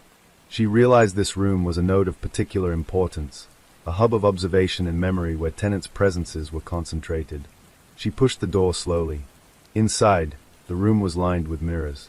Some were old, framed in tarnished silver, others newer, reflecting in ways that seemed slightly delayed. As Clara stepped inside, she noticed the first anomaly. Reflections of herself moved independently in some mirrors, performing slight deviations from her movements. These were echoes of previous tenants, partially folded into the lattice. A whisper reached her ears. "Observe the legacy, step true, align fully." Clara nodded slightly. She understood the instruction instinctively. The mirrors were nodes, recording intention, thought, and alignment. Misstep, and she could be folded, leaving only echoes behind, like those who had come before. She moved slowly, tracing the reflections, noting differences, recording anomalies in her notebook. Some mirrors were straightforward, others twisted perspective, subtly shifting the geometry of reflections to form spirals, triangles, and intersecting nodes. Each was a test, a puzzle requiring precision and awareness. As she circled the room, a sudden shift occurred. The mirrors began to shimmer. Faces of previous tenants appeared, some wide-eyed in terror, some calm, some partially folded into themselves. One face, a child's, reached toward her silently. Clara held her hand in place, knowing that touching residuals could destabilize the lattice and fold her into it. The lattice pulsed gently, a rhythm she could now feel in her chest. She stepped carefully, aligning with patterns projected in the mirrors, shadows, and floorboards. Each movement confirmed her compliance. Each misalignment would have been immediate erasure. Then she saw a journal lying open on a chair. Its pages revealed a history she had not anticipated. The tenants were not merely victims. They had been contributors, deliberately adding layers to the lattice, each building upon the previous, unaware that they were being folded incrementally. Legacy here meant survival for the house, not for themselves. The most recent tenant had left instructions, a map of alignments, sequences to follow, warnings embedded in ordinary furniture arrangements. Clara followed them meticulously, stepping along floorboards, adjusting posture, and maintaining eye contact with the mirror's reflections. Each sequence matched her prior observations in the creek, the vanished path, the silent crossing, and the whispering trees. The lattice was consistent, but far more complex within the house. Multiple nodes intersected at every step. Misalignment in one room could propagate, causing folding far from the point of origin. Clara's mind raced to track spirals, triangles, and fractal sequences in 3 dimensions. The house demanded not only precision of body but coherence of mind. At the far end of the room, a door led to the attic. Clara ascended carefully, aware of vibrations beneath her feet. The lattice extended even here, layered with decades of tenants' presence. Dust and webs hid the true structure of the attic, masking nodes and alignment markers. She traced her fingers along beams and rafters, feeling pulses of energy that confirmed correct alignment. In the center of the attic stood a single, massive mirror, framed in dark wood, its surface black as polished obsidian. She approached cautiously. The lattice's pulse intensified. Reflections shifted, merging her own image with those of previous tenants. The mirror was a central node, a focal point of observation and memory, consolidating the legacy of all who had come before. Clara recognized the pattern immediately. This mirror did not merely reflect. It absorbed, recorded, and tested. Step true. Align. Observe fully. A sudden cold wind swept through the attic, rustling old papers and spinning dust into spirals. The mirror's surface shimmered. Amber eyes appeared, hundreds, overlapping, belonging to the watcher, the river, the vanished path, the silent crossing, and the whispering trees. The lattice had converged here, consolidating nodes into a singular point of observation. Clara's heartbeat synchronized with the pulse beneath the floorboards. She moved closer, aligning step, intention, and focus. Her reflection multiplied across the mirror, fracturing into geometric sequences. Each reflected self matched a node in the lattice. The house observed, analyzed, reinforced alignment. She whispered, "I understand." The mirror pulsed subtly, acknowledging her recognition. The lattice extended outward, threads of observation reaching into every corner of the house, every beam, every plank, every trace of a previous tenant. Clara realized she was not merely an observer now. She had become part of the network, integrated into the legacy of the Wren house.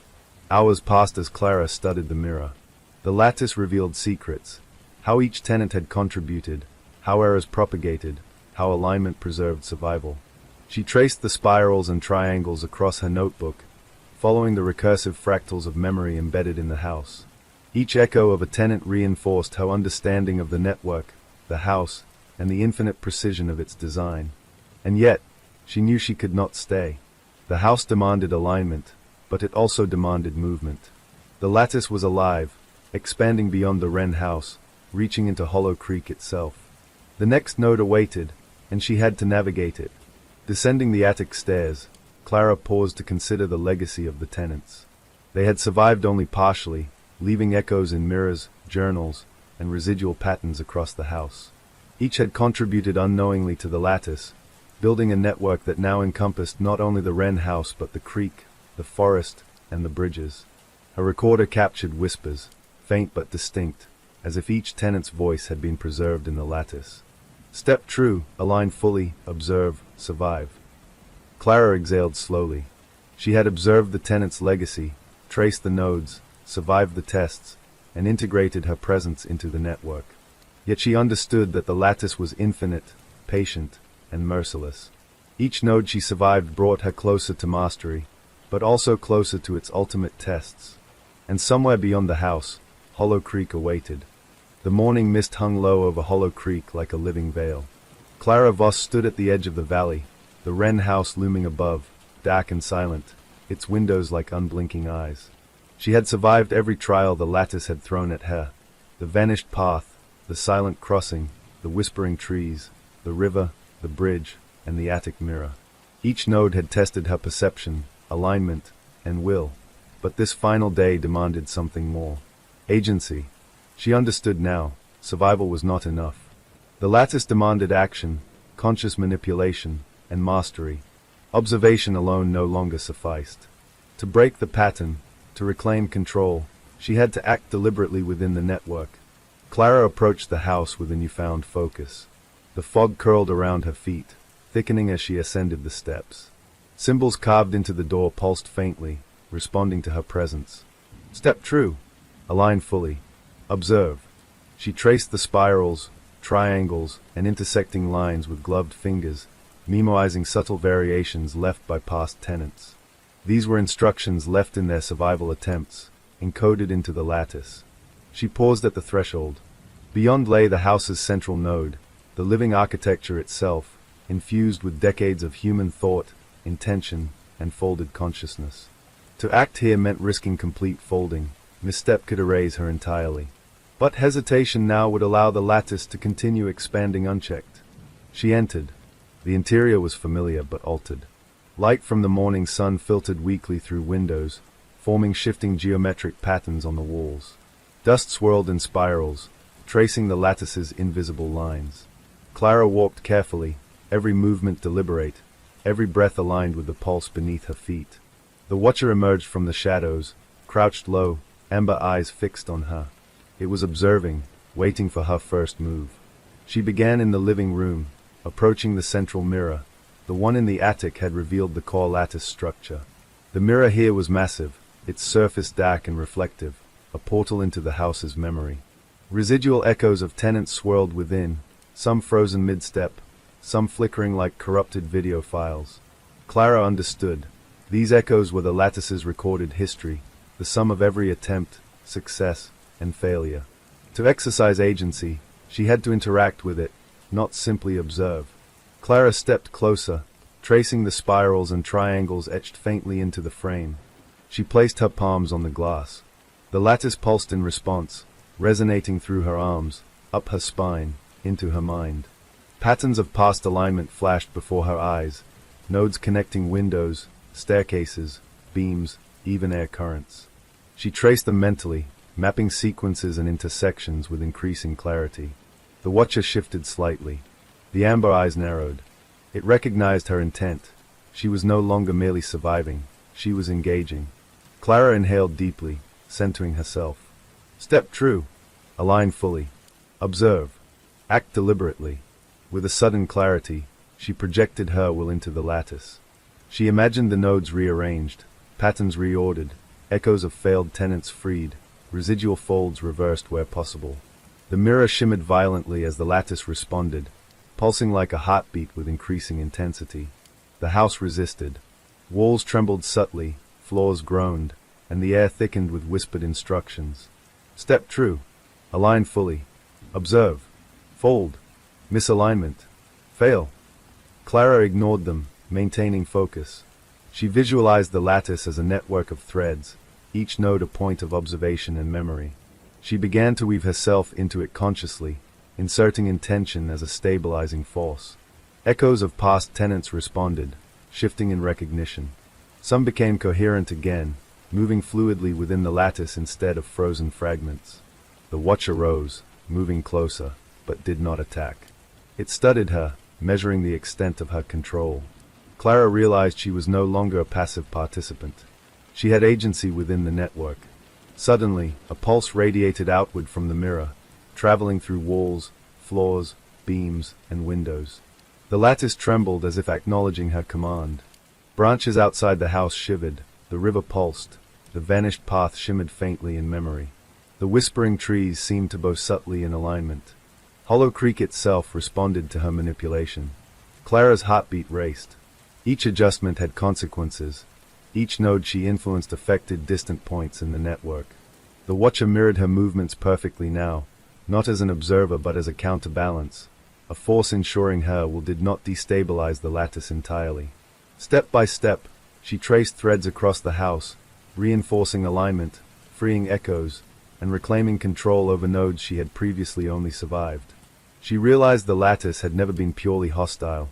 It was a structure, a system, demanding coherence. Misalignment folded observers, deliberate alignment granted agency. Hours passed. Mist from outside drifted in, forming spirals around furniture and corners, responding to her manipulations. Clara used every observation she had gathered, the vanished path, the silent crossing, the whispering trees, the river, and the bridge. Each node connected to the others through the lattice. By consciously integrating her awareness with the network, she could influence the entire system, not merely survive it. She paused near a window, observing the valley. Residual echoes of tenants appeared among the fog, some partially folded, some still distorted. With intention, she realigned their presence, weaving them into coherent sequences within the lattice. For the first time, Hollow Creek's network seemed to stabilize under conscious guidance rather than random observation. The watcher remained nearby, its amber eyes reflecting faint approval. Clara ascended the staircase to the attic one final time. The central mirror waited, pulsing faintly. She approached it carefully, placing her hands on the frame. The lattice trembled, responding immediately to her proximity. She projected her focus inward, threading agency into the structure. Patterns of alignment shifted fluidly, echoes of tenants flowing freely, residual folds returning to coherence. The house vibrated subtly, then seemed to sigh, an acknowledgement of her control. The lattice, once a rigid observer, had become a system she could influence. She had survived every node, every test, every residual echo, but now she had imposed her will upon it. She had agency. A faint hum filled the attic, emanating from the mirror, spreading through walls, floors, beams, and air. The watcher moved beside her, no longer a silent observer but a companion of sorts, confirming stability. Clara realized the lattice was no longer hostile. It was neutral, a framework of observation and memory that could be guided by those who understood its rules. The final step was subtle. She extended her awareness beyond the house, through the forest, the river, the vanished path, the silent crossing, and the whispering trees. Nodes pulsed in response, stabilizing under her influence. She had integrated every element of Hollow Creek's network, exercising conscious control over alignment, observation, and memory. At last, the house became silent. Mirrors reflected only the present, echoes of past tenants integrated into coherent sequences, nodes aligned perfectly. The lattice no longer threatened to fold observers.